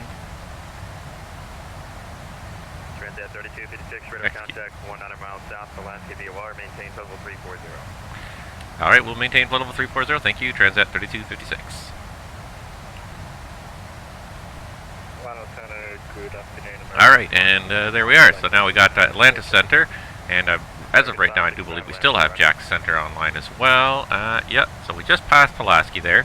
We're basically kind of halfway, more or less, already on our route to Orlando. It doesn't take very long. So we'll hope that Jax stays on here, and slide right on down. And there's even an arrival controller down in MCO Orlando, so we got some decent looking ATC going down here. Hopefully some of them will still be here. Alright. Alaska 261, Atlanta Center, roger. Check. Alright, so this guy, he turned off the center fuel pumps for me when we got 20 kilos left. That's about probably as much as you're going to burn out of there. You're not going to burn too much more than that. So, the nice thing is that this guy will do it for you if you're out of the flight deck at the time, which has been the case for most of the other flights. It's the first time I've actually been sitting in the flight deck when the center tank ran dry, I think. Every other time it's been during my away periods. So it's nice to see that that he does take care of it for you. Kind of a nice little auto cruise function, but it's nice that he's interactive about it too, so you know he's doing it. Atlanta Center, King Air 535, Delta Mike, flight level 180. So there we go. So we'll have a quick look around the flight deck here, just make sure everything is good to go. So we do have 7,000 kilos left in. Almost 8,000 kilos, 7,500 kilos left. We're going to get to MCO with 5.1 still. We're going to have lots. Wow. Good, good. Always good to have lots of extra fuel. The only time an airplane has too much fuel is when it's on fire, or if it can't make it off the ground. But it's basically, if it's on fire, that's about the only time. Alright, so, yeah, so fuel's looking good. Oh, don't do that. That's a weird angle. Engines, gauges here. Let's just have a quick look-see. Hold on one second. My track IR is a little bit out of calibration here. There we go. I must have knocked it at some point and tilted it slightly away from me there. Okay, there we go. That's better. So you can see, not doing too bad. A little more vibration in the right engine, but a little bit less oil quantity in the left engine. But all are within limits for this point in time. 553, IFR cancellation is for some reason I hear. Service coming in squawk VFR, change to advisor frequency as approved. Have a good afternoon. There. I thought I heard a little background noise. One of my other screens must have been repeating what I was saying back to me. Hydraulic systems, pressures look nominal, quantities look nominal. That all looks good. You go ahead and blank that screen again. Pressurization system. Looks like the cabin altitude is stable at about 7,000 feet with a differential of 7.7. So everything looks pretty stable. Everything looks pretty good. Does not look like too much has gone awry since we stepped out of the flight deck, which is good. You never know with the PMDG airplane because its failures are enabled, and that's what I love about PMDG, and they're service-based. I love this idea. No, it is under PMDG setup. I love this idea of systems-based failures.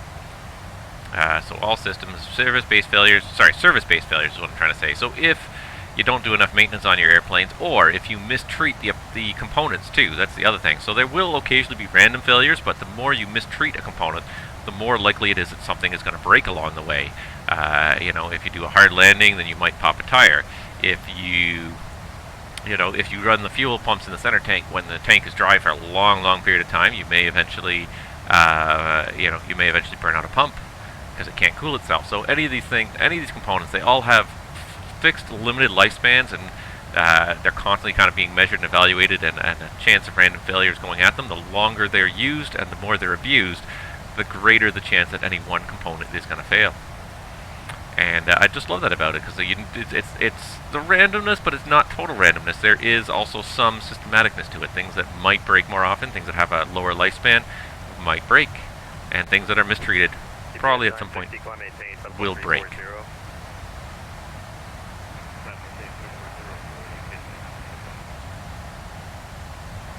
Now, one thing I didn't mention actually here from my public service announcements from my previous video is that we are now using the new version of ActiveSky again. As I mentioned last week, Open Beta 4 was released, which was supposed to fix the weather radar problem with PMDG. So let's test it out, shall we? I have already tested it out, so here's the spoiler alert. I did already test it out, and it did seem to work. So anytime that you get over an 80-mile range with the weather radar on, it's supposed to cause issues for the airplane, make it basically unflyable. But in this case, it does not seem to. I'm going to disconnect the auto throttle for a second here, because I'm just going to see if I can move these. And they do appear to, the engine gauges do appear totally responsive to what the thrust levers are doing. It's not very nice to the airplane. I would never normally really do this, but this just is a test. So this was one of the symptoms that things were not working properly was when the engines were settings were changing. The thrust levers wouldn't move, and the engine gauge wouldn't move. The actual engine thrust would decrease, and you could hear it audibly, but you wouldn't see it on the engine gauges. The fact that it is working properly now leads me to believe that the system overall is working properly. So let's put the auto thrust back on and let it take care of itself. I don't really have anything painting on the weather radar, but nevertheless, here we are at 320 mile range actually is the full range of this scope here with the weather radar on, and it's not doing anything wrong. The airplane is flying normally, which is what it's supposed to do, so that's good. It's good. I was Aircraft plans will be back in about 1 minute. I did do a test flight. I will say that I did do a test flight. It's not like I just did this without doing a test flight. I have done 1 or 2 test flights on PMDG products in the time since the last stream, and everything seemed to work successfully. It seems like whatever was causing that glitch that was causing the PMDG airplanes to bog down and be waiting for data from the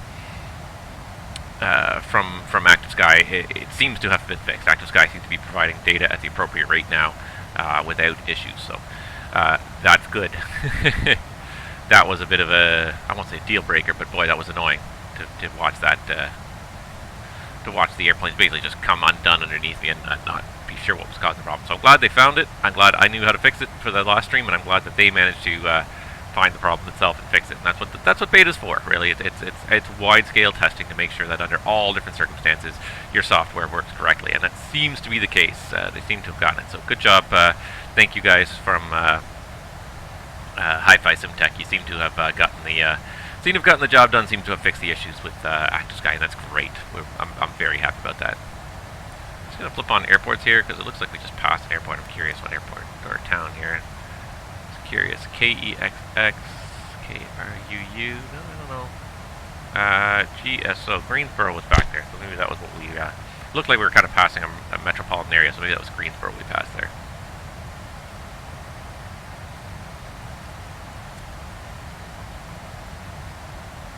Anywho, making our way south, let's just ask another question here. So we are still showing an arrival at about 1817, which is just over an hour from now. And the other thing I want to know is top of descent, 1754. So about 45 minutes from now and about 370 miles away. Boy, this is a quick leg, really. 436, Cynthia Jones, 2 arrival, Charlotte landing north, altimeter 3015. And what are we going to fly over here next? Because again, it looks like we're coming over another. Oh, Charlotte. Oh, this is Charlotte down here. Which means that this right here on the west side there, that's probably the Charlotte airport right there. Fantastic. Cool. Yeah, so Roger that, copy, 1 Tango Kilo. as we head southbound, I'm going to continue chatting about one more thing that does appeal to me, and that is, of course, where we're going, which is Orlando, and of course everyone knows that is the home of Walt Disney World Resort, which I have to say, I went there about a year and a half ago. Went with my family. We took we did the whole thing. We had a heck of a vacation. We did stay on the resort. We went for a week, and I have to say that hands down, that was one of the best vacations I ever went on. Disney is not cheap by any stretch of the imagination, and this is one thing I will concede to anyone who asks. Absolutely, Disney is not cheap. Disney is definitely one of the most expensive vacations, family vacations, you can take. I'm sure you can find more expensive ones, but in terms of certainly mass appeal, family vacations, Disney is definitely one of the most expensive vacation choices, family vacation choices you could make with mass appeal. However, that being said, I think that you do get what you pay for from Disney. And this is one thing that, they have no shame in taking your money. They have no shame in reaching their hand into your pocket and siphoning out as much money as possible. But in return, they will provide you with one of the best vacation experiences you will ever have. I will say that. I will argue that to anybody. By far, one of the best vacation experiences I ever had. It definitely was. I think it was single-handedly the most expensive vacation I've ever been on. I don't think I've ever spent more money on a vacation. Didn't spend that much money on my honeymoon. Now, mind you, my honeymoon was further, but it was only 2 of us, so it's a little bit easier to spend less money when there's only 2 people traveling versus 4, versus a whole family of 4. But Disney will do everything possible once they have your money to make sure that you do enjoy your experience, because A, they charge a lot of money for the experience, but B, they want you to come back as well. And this is one thing that I will definitely go back at some point. It won't be for a while because, again, the sheer cost of it, the amount of money, I don't want to be, I can't afford to spend that much money on a regular basis. And I don't want to take my kids on a regular basis. I'd rather have them experience it as a very special occasion. If you go every year, it becomes less special, I think. It still will be special, but I think it becomes less special the more often you do it. So to make it the rare kind of almost once in a lifetime event, I think that, not once in a lifetime, but certainly once every many years, every several years event, it makes it that much more special. So I probably will try to take my kids back, but it won't be for several years. Save up some money first, but also just, again, not to belittle it. I want it to be a different experience next time. The kids, when the kids will be a different age, it'll be a very different experience. But you certainly, when you go there, first of all, they do an excellent job of catering to every age group. And that's one thing that Disney does very, very well, is they have something for everyone. So many places you go are geared towards one particular demographic. A lot of theme parks are geared only towards younger kids. Older kids and parents really don't get that much out of it. Or, certain vacations are more geared towards parents than kids.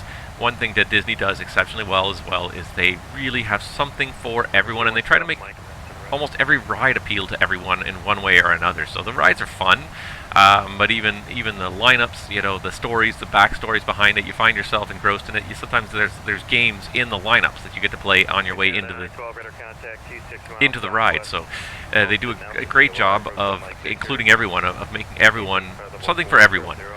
even teenagers, you know, who are traditionally a difficult group to kind of get to enjoy anything, you can definitely find stuff to do with your teens there. They will enjoy it.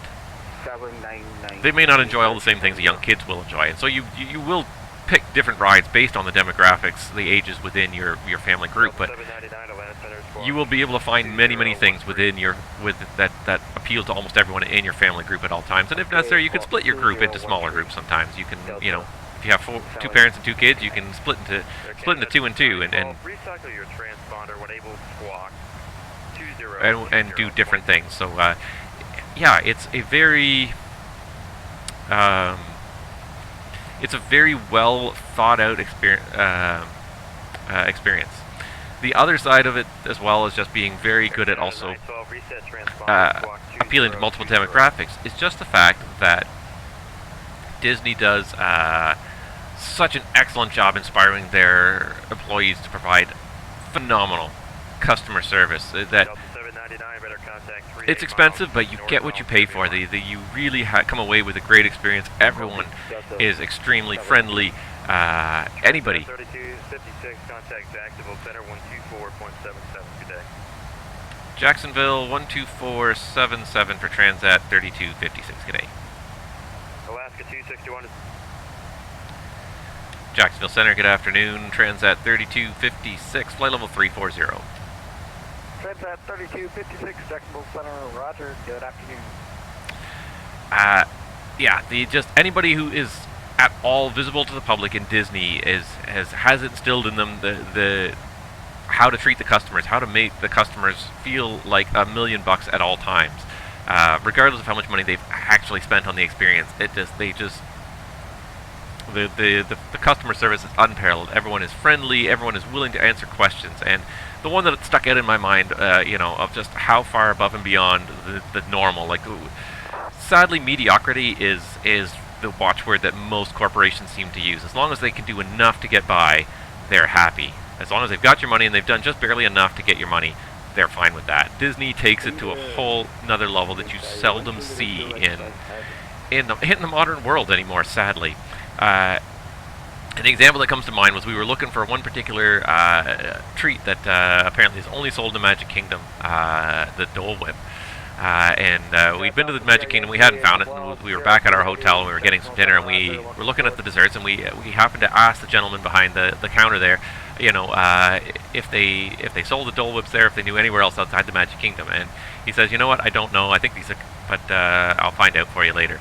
And we didn't think much of it. Well, you know, you're used to getting that kind of corporate runaround. I don't know, it's not my job, you know, there's, you know, and it really wasn't his job to know necessarily. But you get that so often. Oh, you know, I don't know. It's not my job to know, and that's it. And that's the end of the conversation. So we finished grabbing our dinners. We went outside to sit on the patio and eat our dinners. And about 15 minutes later, this same gentleman walked back up and had the answer to our question. No, you can't get it anywhere else except in the Magic Kingdom. These things are fairly similar, but they're not quite the same. You can have one of these if you'd like. And he brought us a free dessert, but just to try it, yeah, just the fact that like 15 minutes after we asked the question, he'd gone and asked enough people to find out the answers and come back to find us, chase us down outside on the patio afterwards. You know, in what was basically a cafeteria-style restaurant where, you know, there's not servers, there's just, you know, people inside serving food, and you come and eat outside and separately. For him to come and chase us down afterwards, remember us, find our table, and bring us answers to our questions 15, 20 minutes later, like, sadly, that's almost unprecedented in, certainly in North American culture, in most, in most vacation environments, certainly most resorts. You wouldn't expect that kind of level of service. That right there really summed up for me what Disney, you know, is really trying to pull off in their resorts. Is just an unparalleled level of customer service, one that you so seldom see now in anywhere else in this world, and it's sad because people appreciate that. You know, that alone is enough to convince me that I had not made a mistake spending my money at Disney World and giving them as much money as I did over the course of that week. But it made me not regret it. It made me say that, you know what, I spent a lot of money, but I feel like they have earned the money that they've gotten. And that certainly wasn't the only thing. I mean, the way the whole thing was put together the whole week, like everything works out extremely well. Really, I can't think of too many flaws, things that went badly, things that went wrong with our vacation. Even the children were, really behaved quite very well. Like, I think they were just enjoying the experience so much, and there was so much to do that they couldn't fight with each other, and it's pretty rare sometimes for my kids. So, but yeah, I couldn't even complain about my kids fighting. The whole week was so much was so successful. Definitely one of the most successful vacations I've ever had.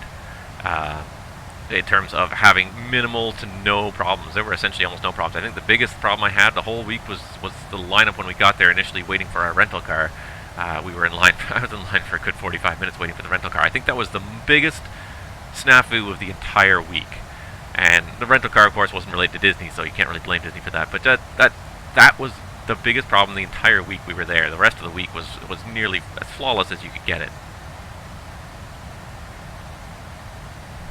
So it definitely, if you're ever thinking about going to Disney World, and most of you are not kids watching this channel, most of you are adults, but I'll say this as well. I've been to Disney World now 3 times in my life. I went once when I was a kid. I went once when we were, I won't say young adult, but I think it was our late 20s. We went, just myself, my wife, and another couple, and even just to go as an adult. Disney is not a place just for kids. It's great for kids, and they have tons of stuff. I'm closing. Radar service is terminated. Frequency change. Oh, he's closing. And just before to beer, contact Miami Center. Alright, we'll contact manager at Beer. Thanks. Just listening for our call sign now. Copa 394, leaving there, or I am closing. Radar service is terminated. But yeah, even as an adult, going without kids, we had a ton of fun. Again, we went for about a week, and it was just so much fun. You do a different set of rides than you would do if you had kids with you. You do a lot more adult-oriented rides, you do a lot more roller coasters and stuff like that, and the roller coasters at Disney are not like super-duper coasters, but they're still fun. But we still had a ton of fun, so even if you don't have kids, Disney is a great experience. It's a fun experience. There is no shortage of things to do at Disney, that's for sure. For any age group, even if you're an adult, there's lots of stuff for you to do. So, if you've ever been contemplating it, taking your kids there, or going even just yourself, with a couple of friends, tons and tons of fun. Definitely worth the price of admission. So happy to be going here right now in my VATSIM career, or my pilot's life career here. Pity we're about to lose some of our ATC, but what can you do? There is an Orlando arrival that's been on for about 1 hour now, so hopefully maybe he will still be there when we get there. We are looking at still, pretty much 1 hour from now, so a 2-hour lifespan of an approach controller is not unreasonable.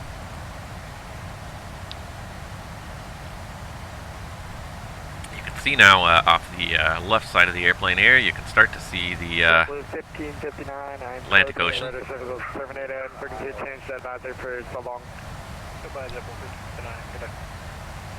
Angel flight. He's got a lot of people to send to Unicom, I think.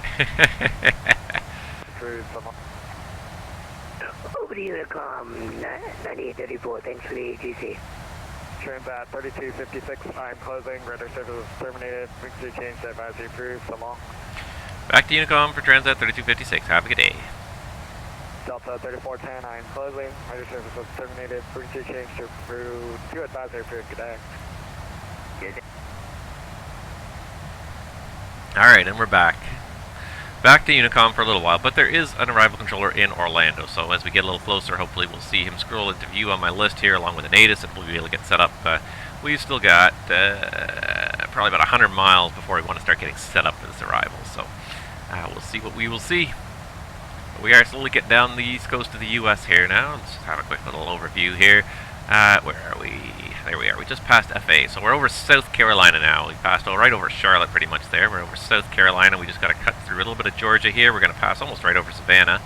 And then basically East Coast and down towards Ormond Beach, and this is basically Ormond Beach is one of the focal points for anyone coming down the East Coast. For anyone going to Orlando, coming down the East Coast, Ormond Beach is one of those focal points where all the arrivals into Orlando start. So hopefully our arrival controller will still be there. Looks like there's a ton of traffic on the ground at Orlando there. I count like probably at least 4 or 5 different targets all merged together there. So hopefully it's going to be a fun, busy afternoon in Orlando. I'm looking forward to it.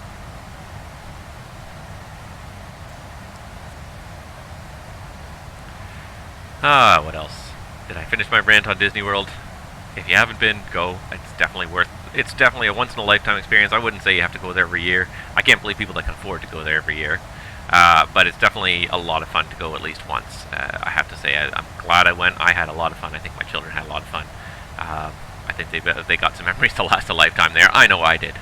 It's a fantastic experience.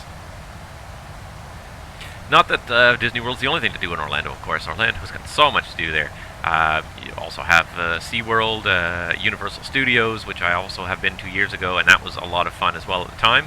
And then if you go a little ways off the beaten path, you can hit the ocean and go swimming in the ocean, or the Caribbean Sea, the Atlantic Ocean on the left, the Caribbean Sea on the right. Like it's lots of great swimming locales not too far away. If you wanted to spend a nice lazy afternoon on the beach, that's always a great way to spend your days. Or if you're more scientifically inclined, then go check out Cape Canaveral as well. That's just a really, or is it called Cape Kennedy now? Whatever it's called, anyways.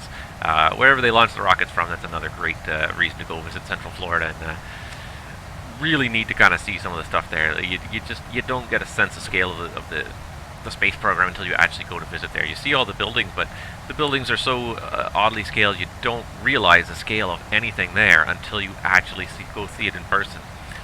The vehicle assembly building being one of the biggest examples of that. The vehicle assembly building is absolutely huge. It doesn't look like it because it's not very big to begin with.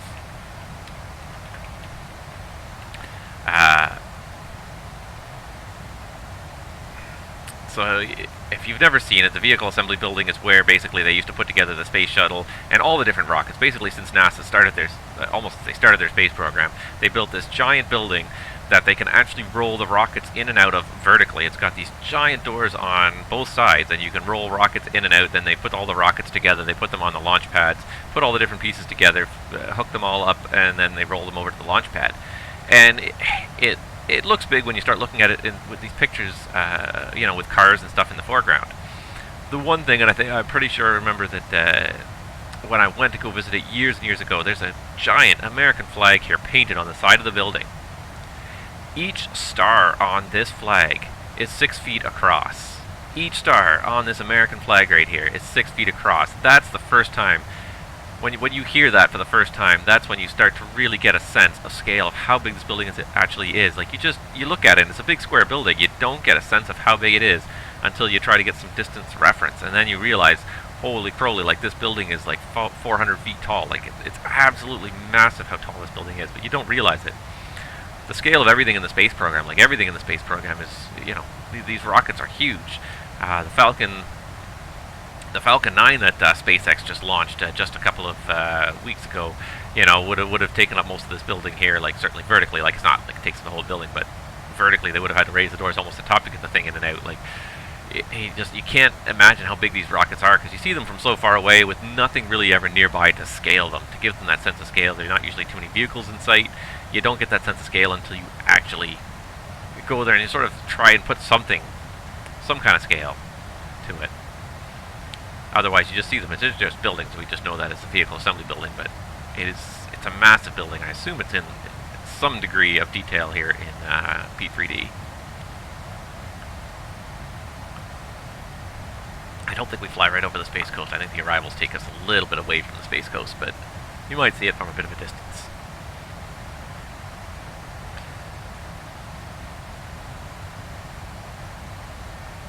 Not even to Florida yet. We're crossing the Carolinas. In a minute here, we're going to cross past Savannah. Right about there somewhere is Savannah, Georgia. Beautiful, beautiful areas when you get down here. Very swampy and marshy, but some beautiful, beautiful cities along the coast here too. Charleston and Savannah are absolutely beautiful cities with some very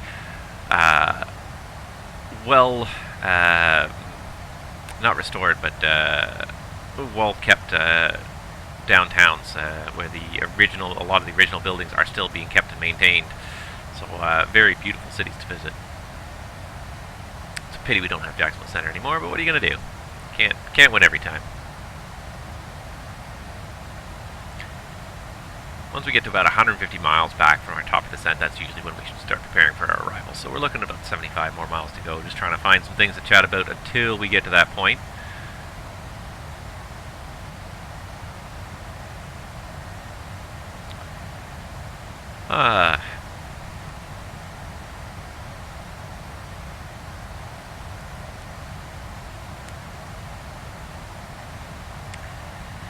Can't think too much else to chat about right now. It's a Saturday afternoon. It's pretty busy on the VATSIM network. Let's just have a little look-see here. We got 1,500 total connections to the VATSIM network. It's not quite across the pond busy, but it's still busy. I think the cross the land is starting to already die out a little bit now. I think a lot of the whoever is working the arrivals for Dubai right now has got to be just going absolutely nutty. Because there's only 2 runways. Really, at any point in time, there's only 1 runway usable for arrivals in Dubai. So they have still 100 and something inbounds.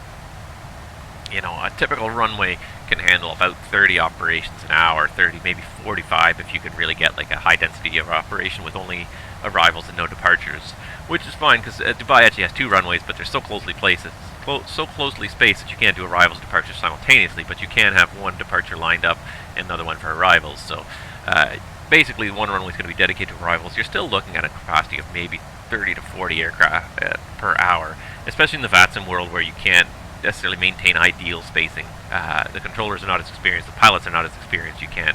So 134 arrivals you're dealing with, that's 4 hours. That's easily 3 to 4 hours worth of arrivals still coming in. I don't think they're all going to be that far apart, so I think there's going to be quite a bit of vectoring and maybe some holding.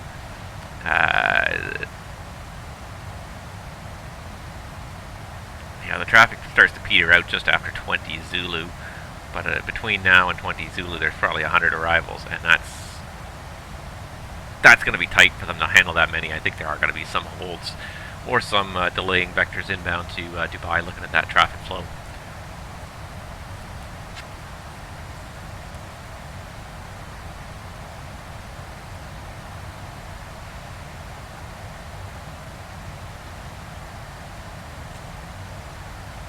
Nevertheless, I do enjoy the big busy events, and I'm looking forward to participating in one of these days. It seems like my schedule's unpredictable. This is one nice thing I think about going back to work, is my schedule will actually get a degree of predictability that it does not have right now, and that would be nice. I think I will enjoy that, having some predictability to my schedule. Right now, just with being at home all the time, ironically, my kids are home all the time. Family events are not as planned, so they tend to happen just sort of at random times. So trying to find time to do things specifically like stream or control or just fly in general, they happen sort of pseudo-randomly. It's not necessarily a predictable time every day or every week. Things are different. School requirements are sometimes different. Kids have meetings for schools and such. It's a little difficult. Ironically, once I get back to work, I probably will actually have a little bit more time on my hands. And this is funny too, because I had somebody comment the other day in my channel, my YouTube channel, about why I don't have certain systems videos out there. And again, ironically, despite all the time on my hands, I actually find myself having less time to get systems videos done because, again, everyone's home in my house all the time now. And I'm not trying to complain about that, because it's a blessing to be able to spend as much time with my family, with my children, and everybody else that I have. I think this is one thing that COVID-19 has really been beneficial for. I needed a vacation before COVID-19 hit, and I wasn't really looking for like a 3-month forced vacation, but it has been nice to spend as much time with my family as I had. I felt like I was working so hard in just a month or 2 leading up to the outbreak really being declared that I felt like I was becoming a stranger in my own family sometimes. It's amazing how quickly that changed. And it's really been very nice, but it's one thing it has taken away is the predictability of being able to plan things ahead with a work schedule, plan around a work schedule. because I often use downtime at work to help get some things done, and I don't have that anymore. So ironically, going back to work will probably give me a bit more time to deal with the systems videos. So I am working on it from time to time, usually one day a week. I try to spend about an hour or so working on the next systems video, but it's a lot of work, and the next system especially is a lot of moving parts to it, as it were. So it's one that's extremely difficult to do diagrams for. I'm trying to do the diagrams nicely, trying to just, continue to live up to the standard. Like I think I set a pretty high standard within my channel for what I expect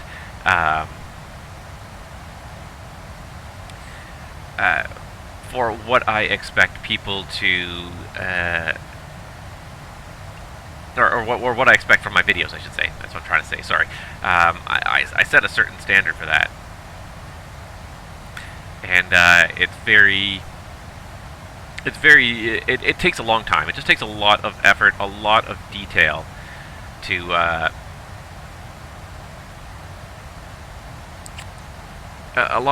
get these videos done. I really spend a lot of time, and I think it's evident, especially in my systems videos, that I spend a lot of time working on them.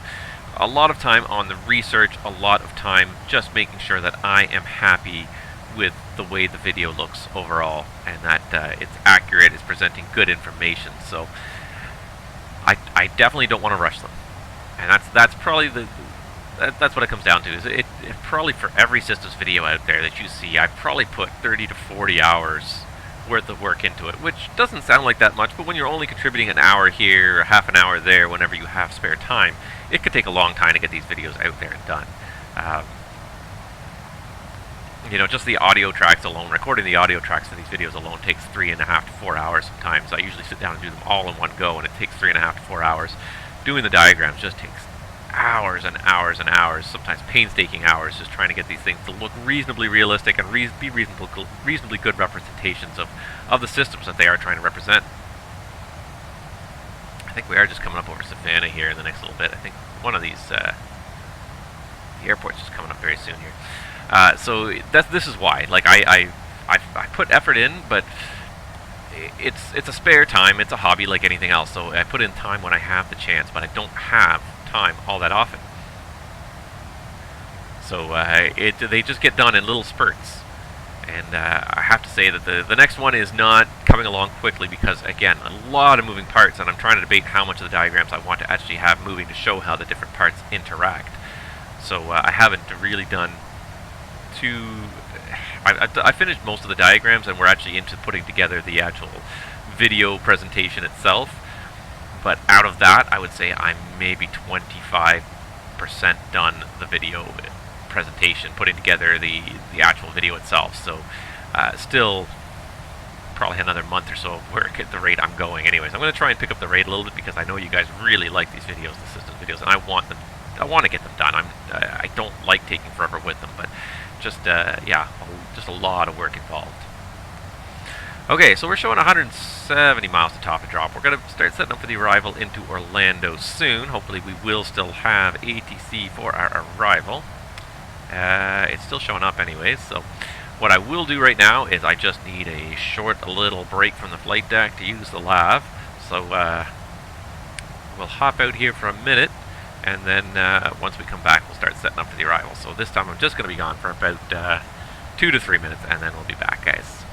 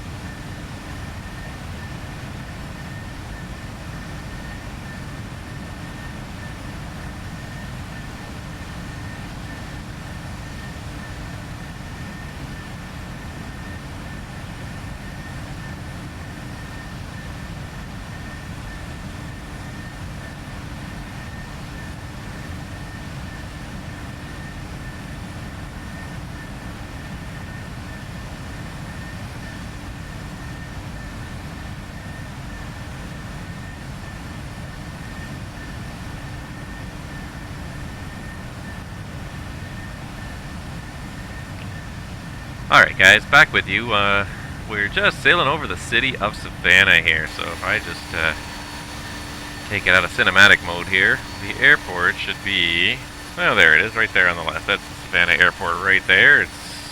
That's just a default airport, but I do remember that. I have been to that airport before. Noticing that some of these textures are looking really bad here. Now I was tweaking the graphic settings in here, just trying to find a happy medium that would allow me to have some better performance in Toronto, but it seems like I really have had a penalty on some of the graphics here, so I may have to undo some of what I did. I'm still playing with a lot of this stuff. I just would like to have some decent performance in Toronto since I'm there all the time, and it's just, Flight Tampa does such a great job, but it's one of like the 3 airports around the world that are really just incredibly slow on this system. The 3 of them being Toronto, I guess 4. Toronto, New York, London, and ironically enough, Miami. And that's because of the Latin VFR Miami. It's a great scenery, but it also includes a ton of detail of the surrounding area around the Miami airport, including you know, the downtown city, lots of extra land textures, tons and tons of extra buildings, but it is a real penalty on performance when I've got that scenery loaded.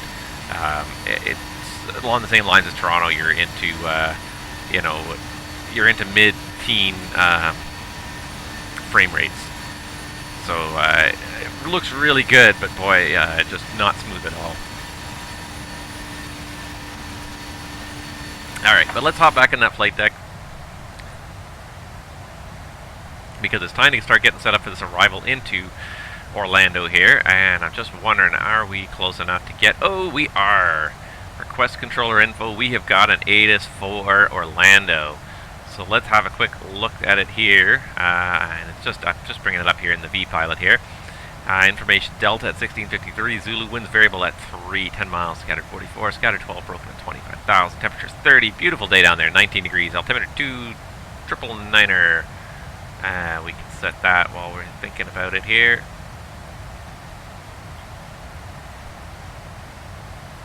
There's 2999er, and we can also set it on here. 2999er is set. Okay, and simultaneous approaches in use, visual approaches 18 right, left, 17 left in use, landing runway 18 right, 18 left, 17 left, departing 18 right, 18 left, 17 right, ILS 17 left, 18 right, available on request, RNAV approach available on request, NOTAMs 18 left, 36 right, close until 11:01, reback all shift. So it's a triple operation with 1 runway closed, birds and deer on and in vicinity of airports, as DX in use, operate transponders, enable bright lights on road. Okay, okay.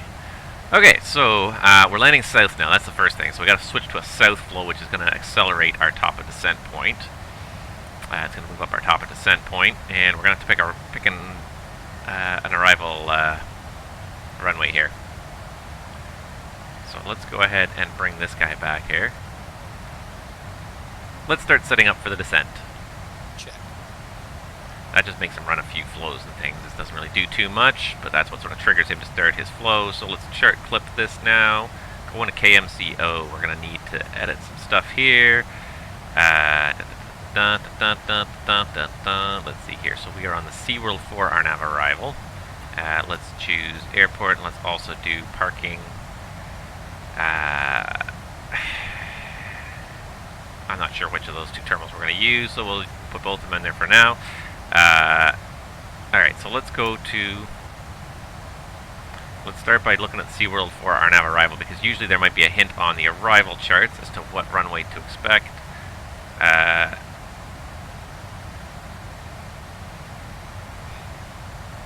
Landing south, expect radar vectors after SeaWorld, but it doesn't really give us a runway to plan on, does it? Sometimes they do, sometimes they don't. No, it doesn't really. So, what I would also expect is we just look at the airport, and I would usually expect the closest runway. So 17 left will be probably the one we're going to use. And that was which was closed. It was 18 left is closed. Yeah, 18 left is closed. So I would expect probably arrival 17 left. That's what I'm going to plan on for now. And we can change it up if we need to. So I'm going to also just edit the clip here and throw some arrivals on here. So I'm going to do the ILS to 17 left. I'm also going to throw up the ILS to 17 right. And that should really cover me. I doubt we'll go to 18 right from the east side of the field, from where our arrival is. So that should work. The other thing we got to do, of course, is we have to get some landing performance here. So, show landing. Show en route. Alright, so let's do it. Let's put KMCO. Oops. Click all the letters there. KMCO. Alright, and we're going to use 17 left initially. It's the shortest runway, and then if that one works, then everything else should be good. We're going to do winds 0 at 0 because they're light and variable. Oh. 0 at 0. 30 degrees, I think it's about 90 Fahrenheit, something like that. Close enough. And a QNH of 29.99. Perfect. We'll take no credit for the reversers. They'll just be bonus. We're going to do a flap 30 landing. Air conditioning on. Oh boy, that air conditioning better be on, but we will not need anti-ice. We'll do auto brake 2. And there are no non-normal conditions. And landing weight.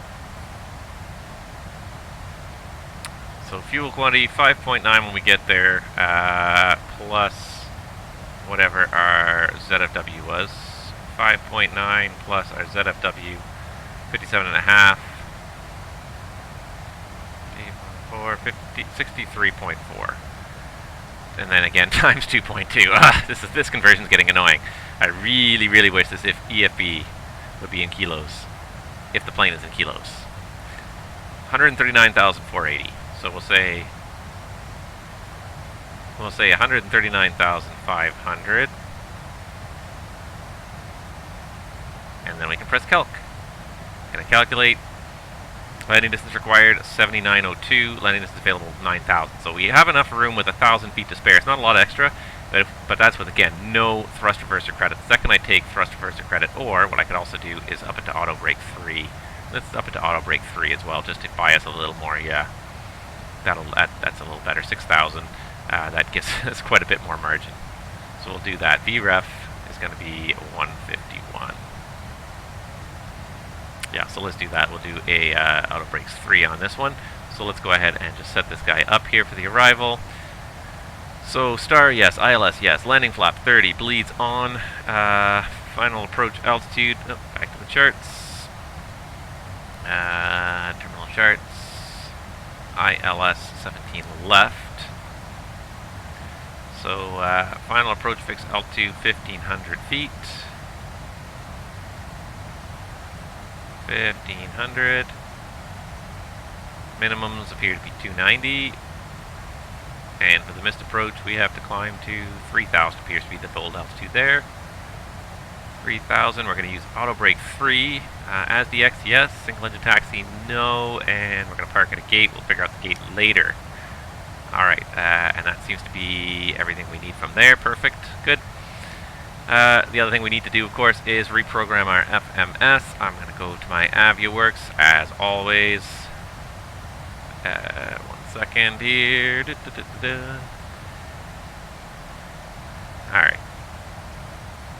So we're now going to change our arrival routing here. So departure, arrival, 17 left ILS via Keiki. SeaWorld 4, activate. And the other thing, of course, we need is landing data. So we're going to do a flat 30 landing, which has got a VREF of 146 today. And that's basically all we need to set up there. It's not too bad. What did I say? Let's see here. What did I say the minimums were on this approach as well? We'll put them in on here, 290.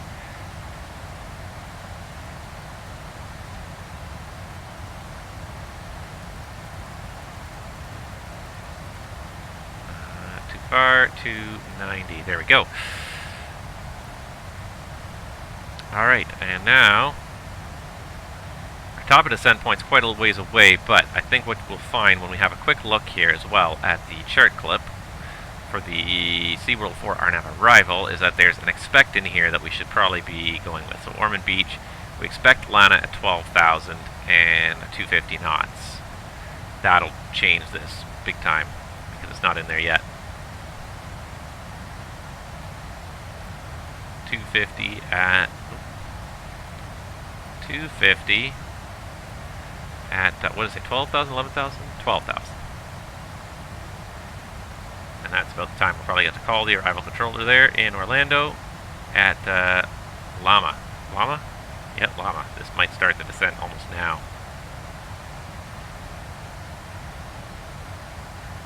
It's thinking about it. It's thinking about it.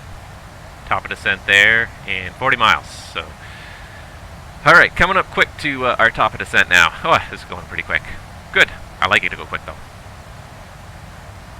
Are you ready for the approach briefing? I am ready. All right. So, speeds are in for flaps 30, and the landing distance was checked on the performance page and is sufficient. We are doing the SeaWorld 4 RNAV arrival, 20-2 Delta, and effective on the 13th of December of 2019. DDI GPS required, radar required for non-GPS, RNAV 1, turbojets only, chord transition, Ormond Beach transition for Kissimmee, Gateway, and Orlando International Landing aircraft only. That's us. Also serves Kissimmee and KLEE, which I think is Leesburg. I don't know. I don't know what it is. It'll probably say it over here. There you go.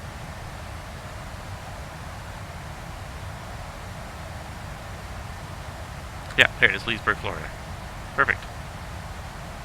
Okay, so after Ormond Beach, we go to Llama. We're expecting 12 at 250. Most likely we get that restriction from ATC. Since there's no ATC online, we're going to assume that that is the restriction that will get us where we need to be to set up its arrival. Then we do Seapon, Harney, and SeaWorld.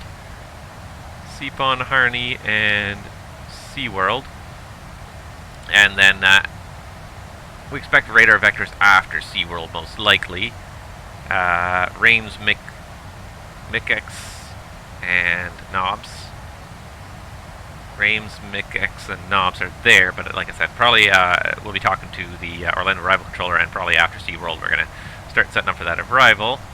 Let's see here. So we're planning on the ILS to 18 left, and look, the thing I like about this here, notice there's a CEDO fix right here, drawn on here, even though it's not part of the arrival. That is one of the fixes on the approach itself, which means that we probably will expect that approach normally anyways.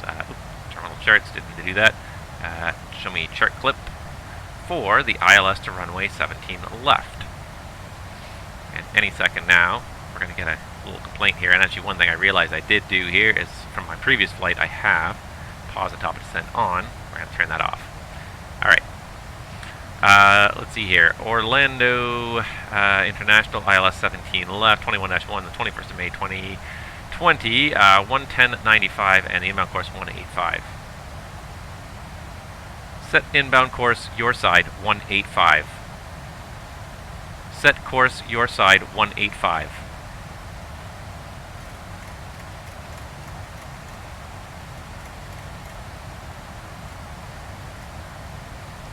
I win. And I didn't set up the ILS frequency either, so 1095. Course 185 set.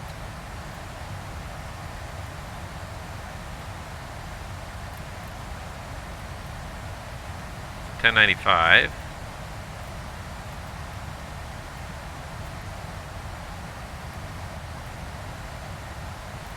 Too far. $10.95. There it is. $10.95. Alright, we're coming very close to top of descent here. So I think what we're going to do is we are going to set a lower altitude for now. I'm going to set 240.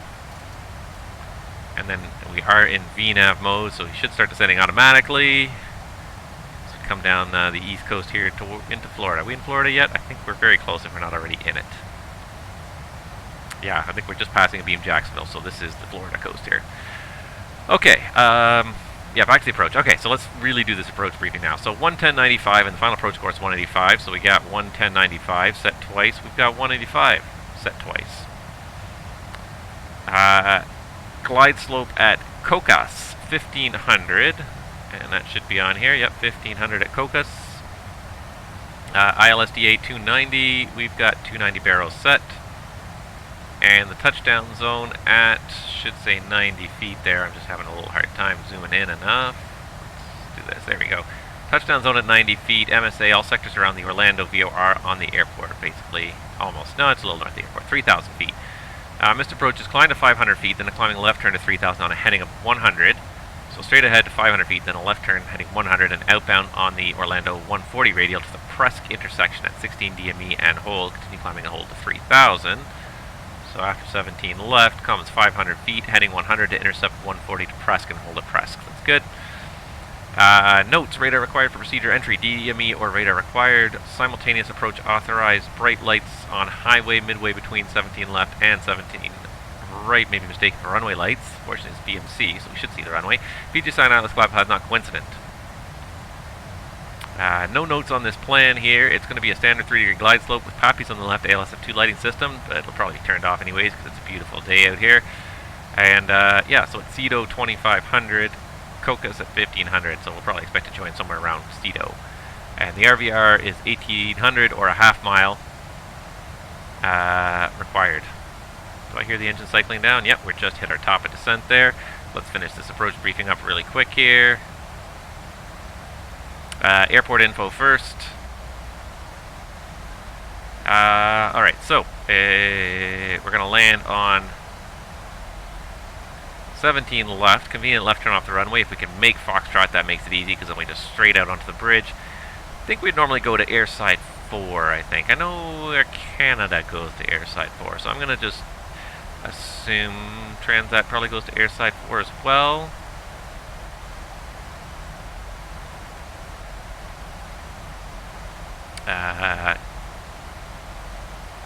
We're going to assume that for now.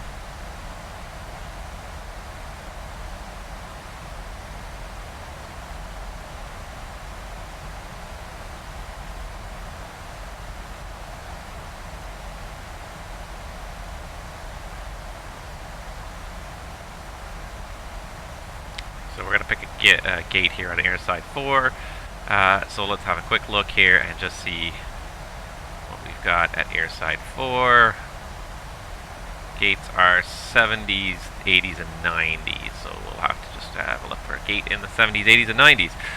Other than that, the other thing I just need to check on really quickly here is to see if there's any note dams for our arrival airport here today. Destination airport, MCO, 18 right, low QS, it's not us, taxiway echo, stuff not standard, edges and center lines, there's some Bravo 10, none of these are taxiways we're using. I think these are all related to the closed runway. Hotel 1 echo between Bravo and Charlie closed. And show me between Bravo and Charlie here.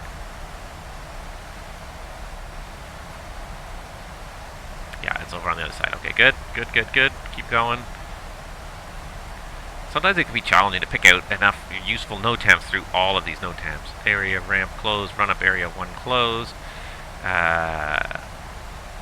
Runway guard lights for 18 left and serviceable. Alpha, Charlie, Bravo 9, Charlie. See, we're dealing with mostly golf and hotel. Actually, there were some hotel ones up here too, weren't there? No, nope, all Bravos. Okay, good. Hotel 1 center line, it's not standard, it's fine. Runways 18 left, closed. That's it, nothing for the 17s. Approach procedure, 17s is what we're looking for. 17 right, middle marker decommissioned. That's it. No more NOTAMs beyond that, so I think we're good to go.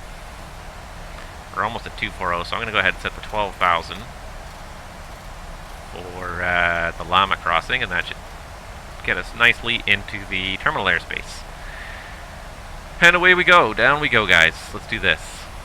Any questions? Not today. Descent checklist. Descent checklist. Pressurization. Landing altitude is 50 feet. Recall checked. Auto brake. Level 2. Landing data.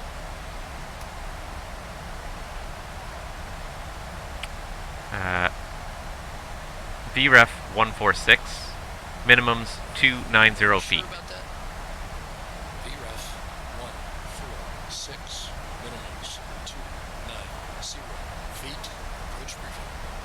Complete. Descent checklist complete. Alright, so we had a couple of mistakes. I just corrected the altitude here for the landing elevations closer to 100 feet, so I corrected that. And I did correct the auto brake up to 3. I think when I asked him to do the descent check, it was still set to 2, so he went with the 2. So that's fine. We can deal with this. No problem. No big deal here.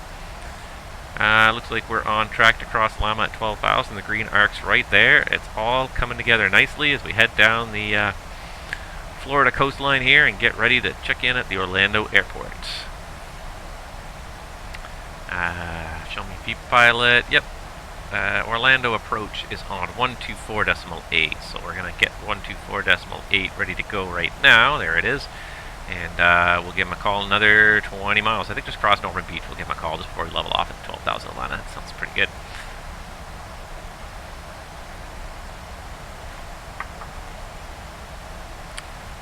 And let's see. So, as I was saying before, here we are. It looks like we got traffic ahead of us on the way into Orlando. Looking good.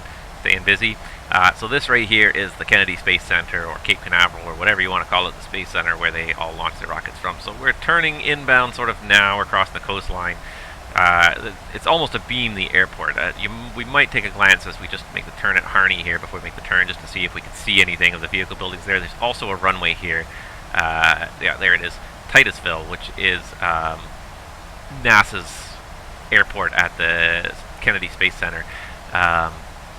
It's like a 12,000 or 15,000 foot long runway. You can land the space shuttle there. It's one of the designated landing points for the space shuttle. And when the space shuttle does not manage to land here, then that's how they get it back. They ferry it back. Well, they used to ferry it back on top of the 47 and land there, and then they would ship it down to the vehicle assembly building, which is somewhere around here. I don't know. Can I do? Because I've always found space travel interesting. So let's see here. Satellite. That'll do it. If I can do it. There we go. So let's see here. The vehicle assembly building. This is it right here. Oh. A little bit too zoomed in there. But this right here is the vehicle assembly building. So there's the runway. And then after they land, then they can simply tow the space shuttle. No, I don't want to do that. Tow the space shuttle back here. Close the roads for a minute, tow it back here to the vehicle assembly building. There's the vehicle assembly building. Here are the launch pads from which all the space shuttles were launched. You can see the special roadway that leads to the launch pads from the vehicle assembly building. So where they got when they get them the rockets on the launch pad and on the tractors, and they slowly move them out this way. It takes like a half a day to make that distance, which is like a mile, because they move quite slowly. And then you'll see some of the smaller launch sites. These were some of the other Apollo era launch sites along here before they really started to before they built these new launch sites that they use for most of the rocket launches now. So there's 2 launch sites, and then over here, if I recall correctly, this one maybe, I think, or over here somewhere is the is like the visitor center. So you can actually get a tour of the vehicle assembly building, but you go to the visitor center here and they drive you by bus over here because it's pretty secure. This whole thing's a base essentially. So anywho, I'm going to take away satellite view because satellite view is going to probably, where is it here, style? Probably a little bit too intense. I'm going to take that away. Okay. Anyways, we're going to start focusing on what we're doing here. But yeah, here comes the Kennedy Space Center interview down there.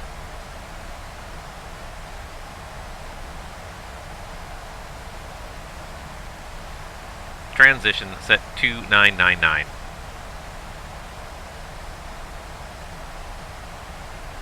Set 2999. He doesn't like that. It's fine. Just about to cross Ormond Beach. Here's Daytona Beach, I think, up here, or a little bit behind us maybe now. Yeah, no, there's DAB, Daytona Beach. So this is Daytona Beach here. Maybe that's the racetrack right there. I don't know. I know it's a famous racetrack. I don't know much about it, to be honest. Nice. Just gonna skirt around the edge of this cloud. Love it. Hopefully it'll be low enough to see some stuff going on there. Anywho, let's go ahead and give these guys a call here.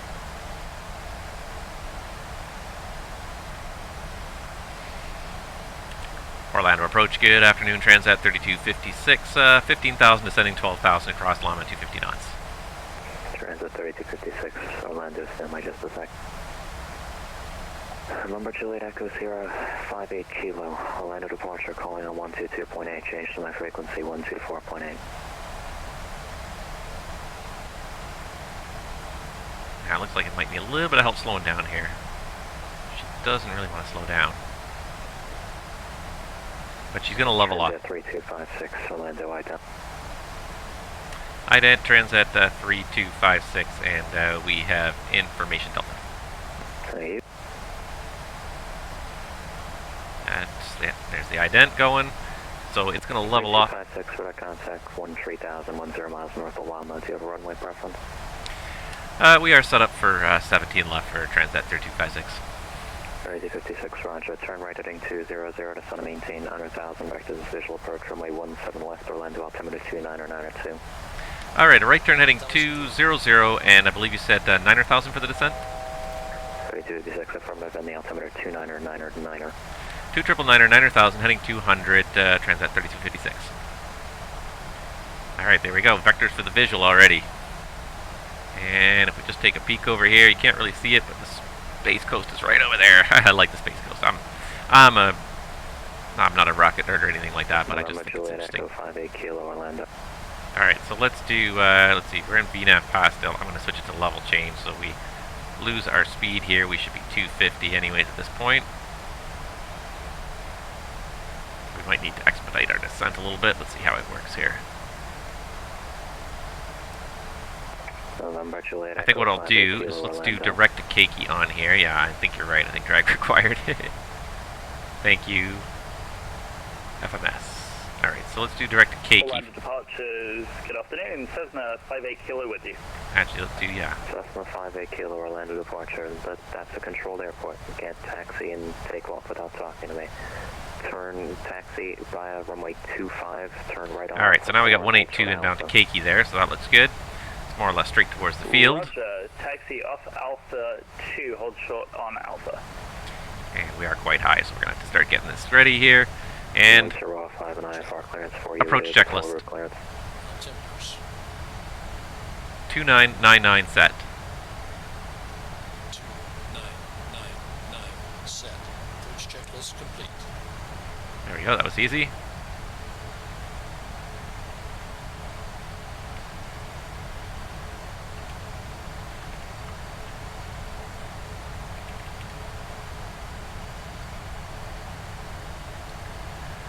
Alright.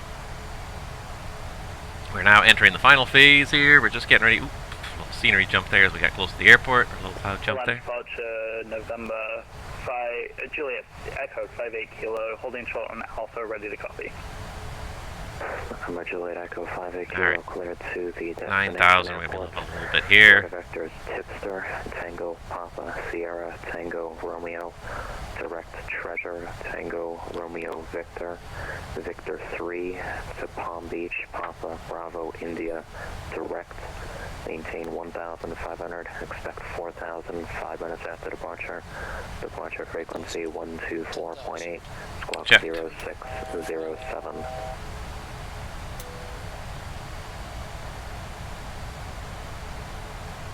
Alright, we're just sort of crossing, I think, the northern environs of Orlando here. Runway, then heading Orlando is a very sprawling city when it comes down to it. One thing I didn't mention earlier. There we go. Papa, Bravo, India, speed brake stowed, leveling at 9,000, multiplier. One thing I didn't mention was that I did have mentioned on a previous video that I have had issues in the past with Orlando's scenery. Transat 3256 to Sun maintain 3,000, Orlando Airport's 12 o'clock, 25 miles, reporting site. Descend 3,000, we'll board the field site, Transat 3256. 58 Kilo, the 3,000, level change. Tango, Papa, Sierra, Tango, Romeo. Alright, let's see where this 3,000 foot level off puts us now. So as I was saying, the Taxi2Gate Orlando scenery, which you're going to see up ahead, is not bad, but it has a few... It had a few glitches, and I could never seem to get these taxiway signs to get out of the taxiway. So there were taxiway signs that were showing up in the middle of the taxiway from the default version of the airport. And I finally had somebody, Gregorious I think was his name, he commented in my previous video about how to fix it, and I'm so happy it did, because I checked it out and it actually works. It actually got rid of them all. So it's actually a problem with the default scenery. We need to go down faster. It's a problem with the default scenery. In one of the versions of P3D, they changed some of these airports around a little bit so that the exclusions no longer work properly. Transat 3256, turn right 10 degrees. Right turn 10 degrees, Transat 3256. So that the overlay that was previously programmed in did not work correctly anymore. But hopefully we got that fixed now. So we're going to have to start really doing everything here at once. So let's get this thing starting to configure here. Because we have got hustled down and we're not going to make it. But I'm so glad. Thank you, Gregorious, because you have helped me solve this problem that has been plaguing me at this airport for quite a while, and I'm so happy that it's finally fixed. Alpha, cross 13, hold short at 7. Flaps 5. Flaps 5.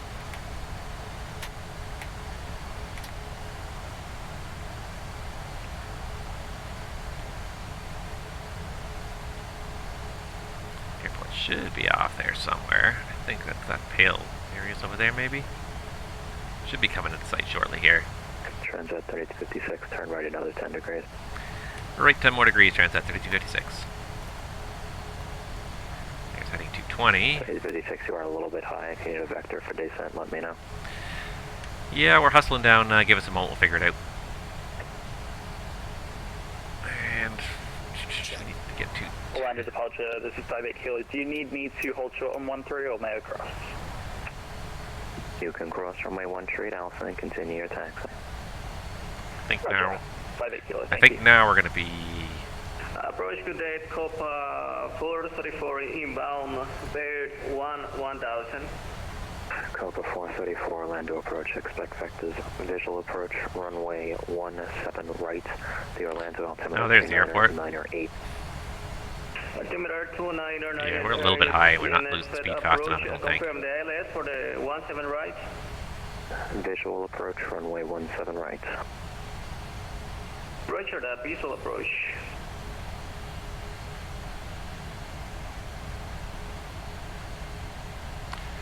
Flaps 10. Localizer alive. Flaps 10. Fields in sight for Transat 3256. 3256, how do you feel about altitude? Might need just a little extra vector here. 3256, roger. Go ahead and make a right turn heading 180. It's a right turn long way around, and then report the field in sight on the way out. Okay, right turn around to 180 and we'll let you know when we see the field again, Transat 3256. Okay, thanks. Captain, the cabin is secure.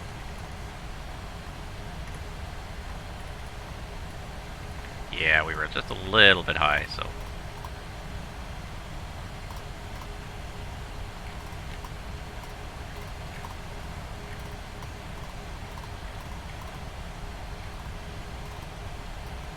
There's the heading 180.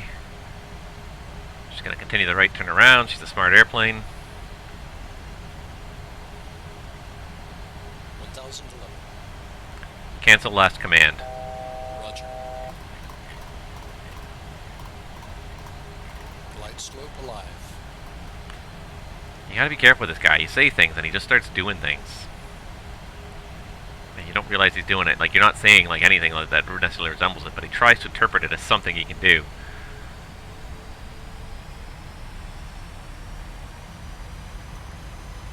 Speed back to 180. We don't need the speed brake anymore. Orlando departure, Alpaca 5 Papa Whiskey, attempt number 2. Do I need to refile for IFR clearance? Alpaca 5 Papa Whiskey. Yeah, it was just a little bit too high. We might have been able to make it down if we got the gear down in time, but Still valid. Just give me a call for taxi. if we got a controller that can work with us and help us get, you know, Roger, Alpaca established 5 on a little Papa better Whiskey, approach, there's no ready sense in for taxi. rushing the approach and potentially doing a go around. Squawk normal, please. Let's see. Copa 434 to center, maintain 9,000.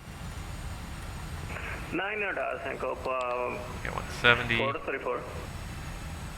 Alpaca 5 Papa Whiskey, runway 18 right, taxi via Juliet 1. Gear down. Juliet, Flaps Charlie, 20. Bravo 1, cross runway 18 left at Bravo 1. Gear down.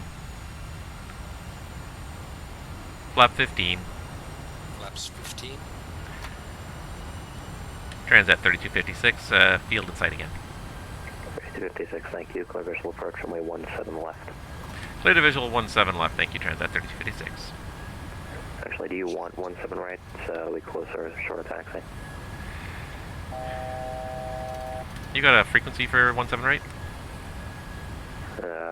If you give me 1 second. We'll stick to the left side just to keep it easy.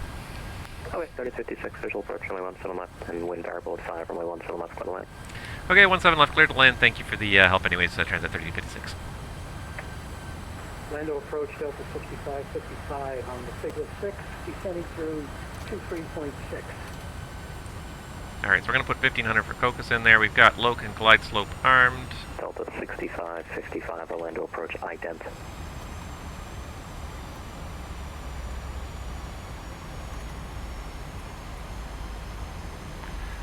Flaps 25. Flaps 25. Flaps 30. Flaps 30.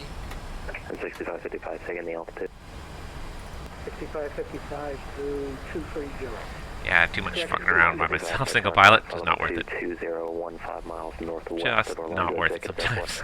Flighting 180 to center maintain 9,000, vectors visual approach runway 18 right, Orlando altimeter 2998.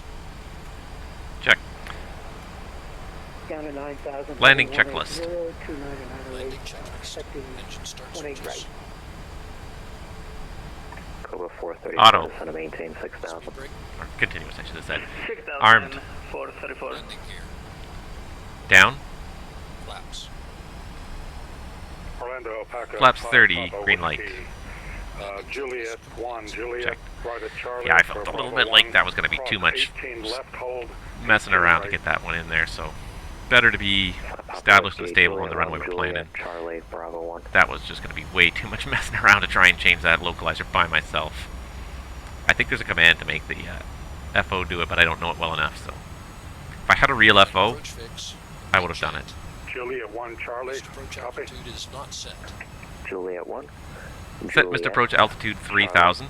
Bravo 1, cross runway 18 left at Bravo 1. Missed approach altitude set. Cleared. Roger. Check. Juliet Landing. 1, Charlie. Check.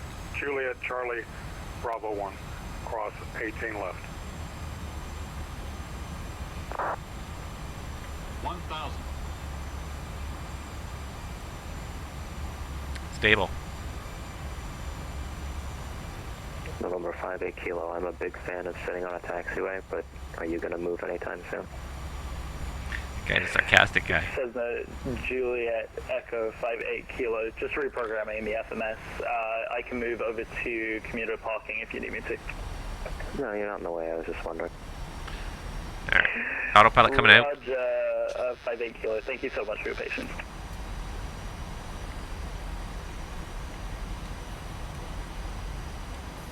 Feet. Checked. Stable. Checked. Auto thrust coming out. Cobra 434 Orlando Airport, that's your 10 o'clock, 6 miles, report inside. Approaching minimums. Minimums. Ground visible. There's a horrible approach there. Kind of lost it at the last minute there. Started sinking. 100. 50. 40. 30. 20. Affirmative, further down we the have runway. the fuel inside. Copa 434. Cobra 434, clear visual approach, runway 17 right. Pressure's normal. Confirm for Copa 434. 434, clear visual approach, runway 17 right. Checked. Clear for visual approach runway 17 right, thank you.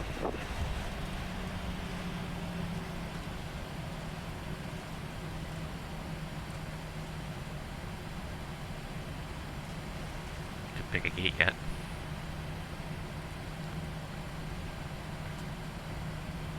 Transat 3856, right turn, contact my better half, 18.45, good day. Okay, right turn on 1845. Thank you, Transat 3256 for the great service. Check. Have a good day. Delta 6555, turn right heading tree 60 to center maintain 6000. This is where you need an FO. Check.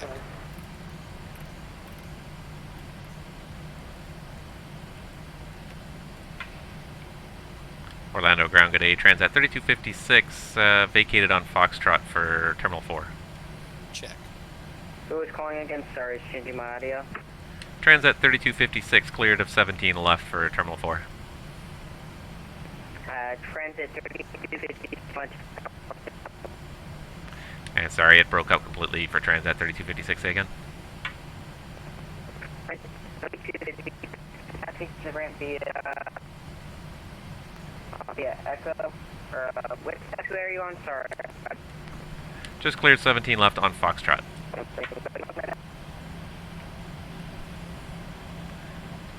Transat 3256, we just cleared 17 left on Foxtrot.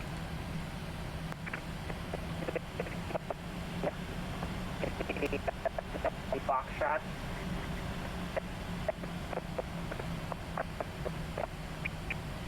And sorry, that's totally unreadable. Can you just send it by text quickly?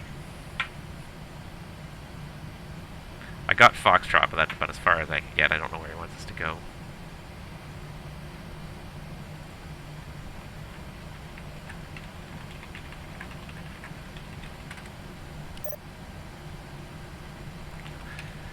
Okay, we copy Foxtrot to the gate. Thank you very much, Transat 3256. Okay, just Foxtrot all the way to the gate. And another aircraft on frequency here, mate, besides Transit 3256.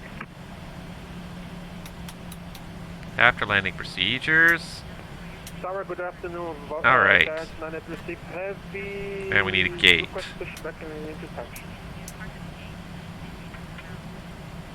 Giant 936 heavy. So 70, 80, or 90. We'll go with 78 for a medium. Taxi, sir.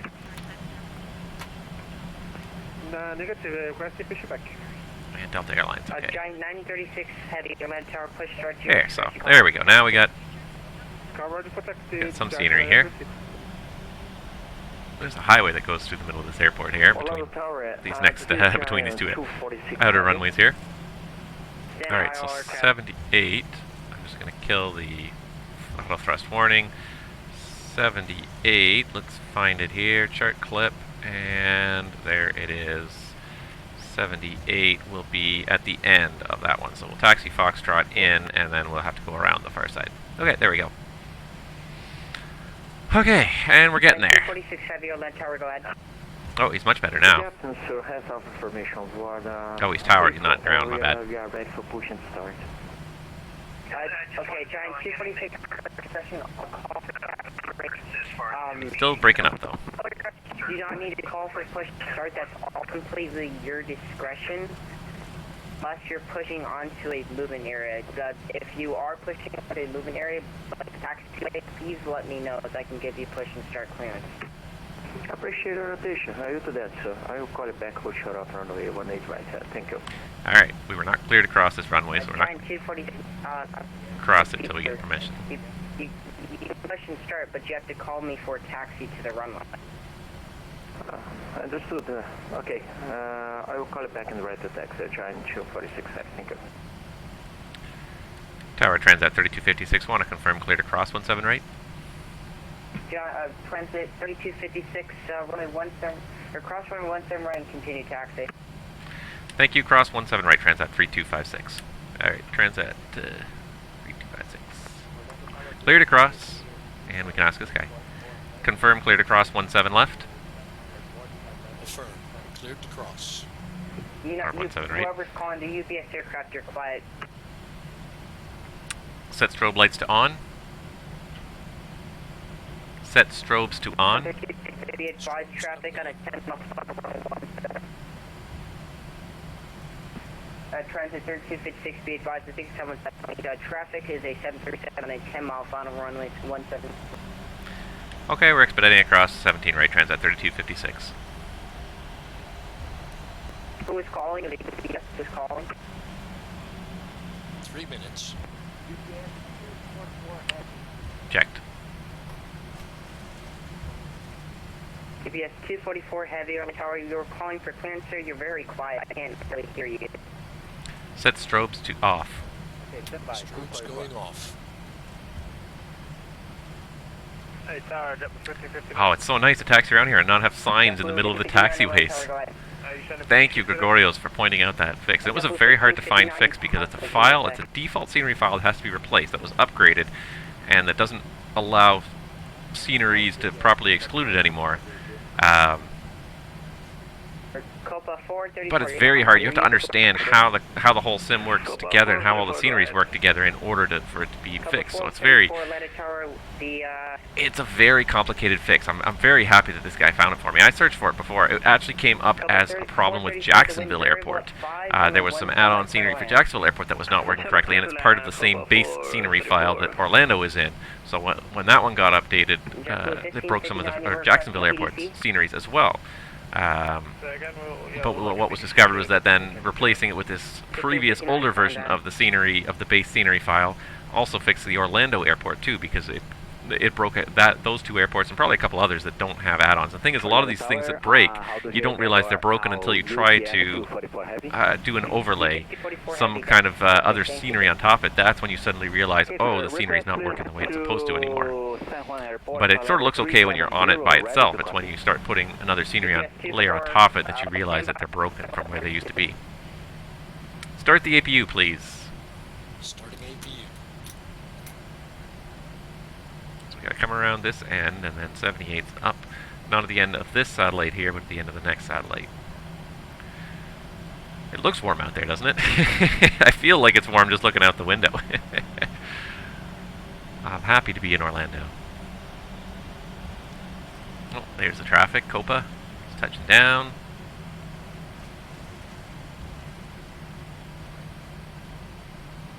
He must have used a lot of runway to be touching down over here. Right in front of us. Jeez. He's going to use most of that runway to stop. Alright, 78 should be up ahead at the end of this next pier. See, and it's a pretty good looking scenery overall. Like, I do like it overall. It looks really good, but I was so disappointed because all these extra taxiway signs were right in the middle of the taxiway, and I just had to just ignore them and pretend they weren't there. Very frustrating when you pay a lot of money for payware and it doesn't work properly, and I tried to email Taxi2Gate and I never got an answer. They disappeared for quite a while there from everything. I guess they kind of shut down, which is fine, but then you're still, you know, if you're still charging money, if you're still selling your product and charging money for it, you should still be supporting it. That's the way I look at it. If you're still willing to accept money for your product, then you should still be willing to put out the support when it doesn't work properly.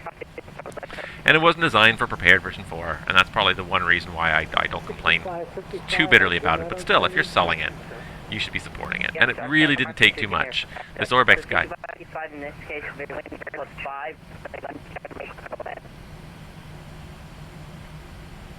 What's this guy doing here? 55 going around.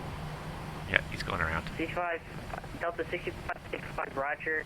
Fly runway heading, maintain 3000. Runway heading 3000. There goes the Delta going around. Alright. Where's our gate here? Gate 77, gate 78. There it is.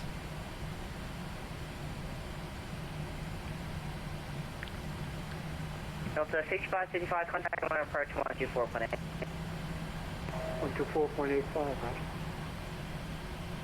124.8. Lights and doors. Check.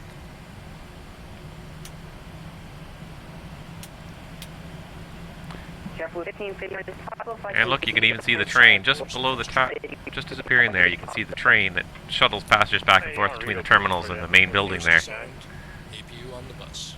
Checked. There's our marshaller.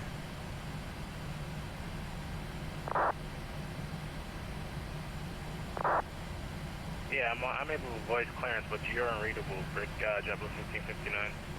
JetBlue 1559, mic check. Yep, loud and clear now, JetBlue 1559. Ready to copy clearance. Copa 434, where are you parking? Discretion, Copa 434.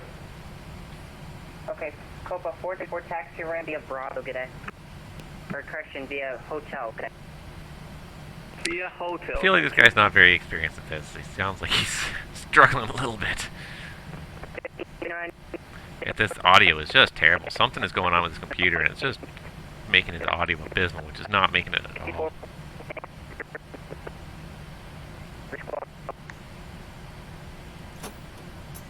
know if it's only me, but I really can't hear you, buddy. Okay, APU's on the bus. Same here.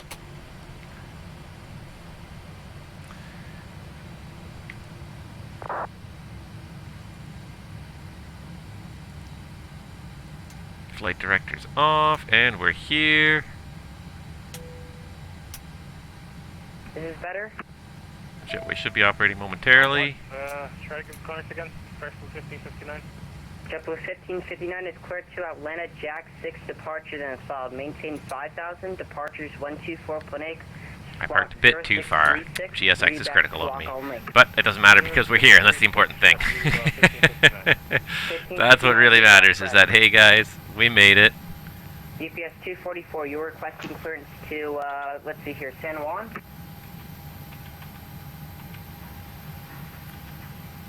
Okay, come on, bring that bridge over, guys. 244 heavy. 244 heavy, roger. And UPS 244 is cleared to San Juan Airport. By the Why are you bringing that jetway over? That's not the right jetway. Oh, for crying out loud.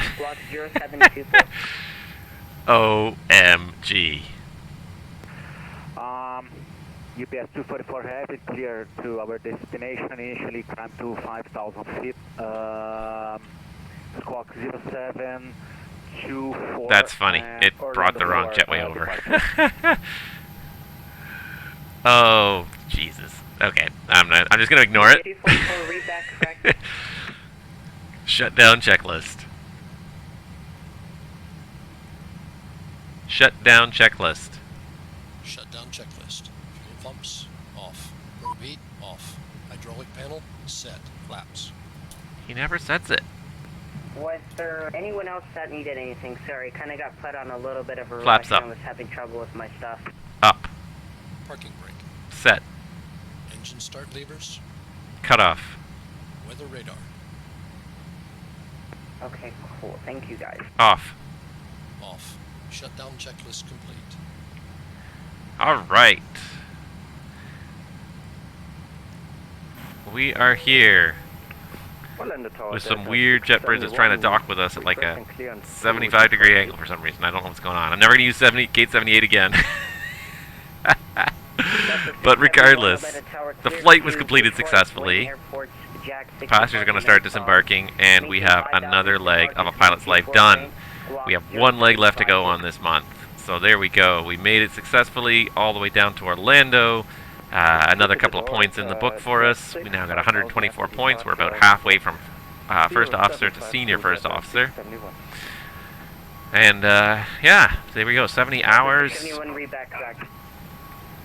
Generating some hours at least within the month. Let's just do a little pilot report generate here. So we've done 10 hours already this month, just with I guess the return from Punta Cana.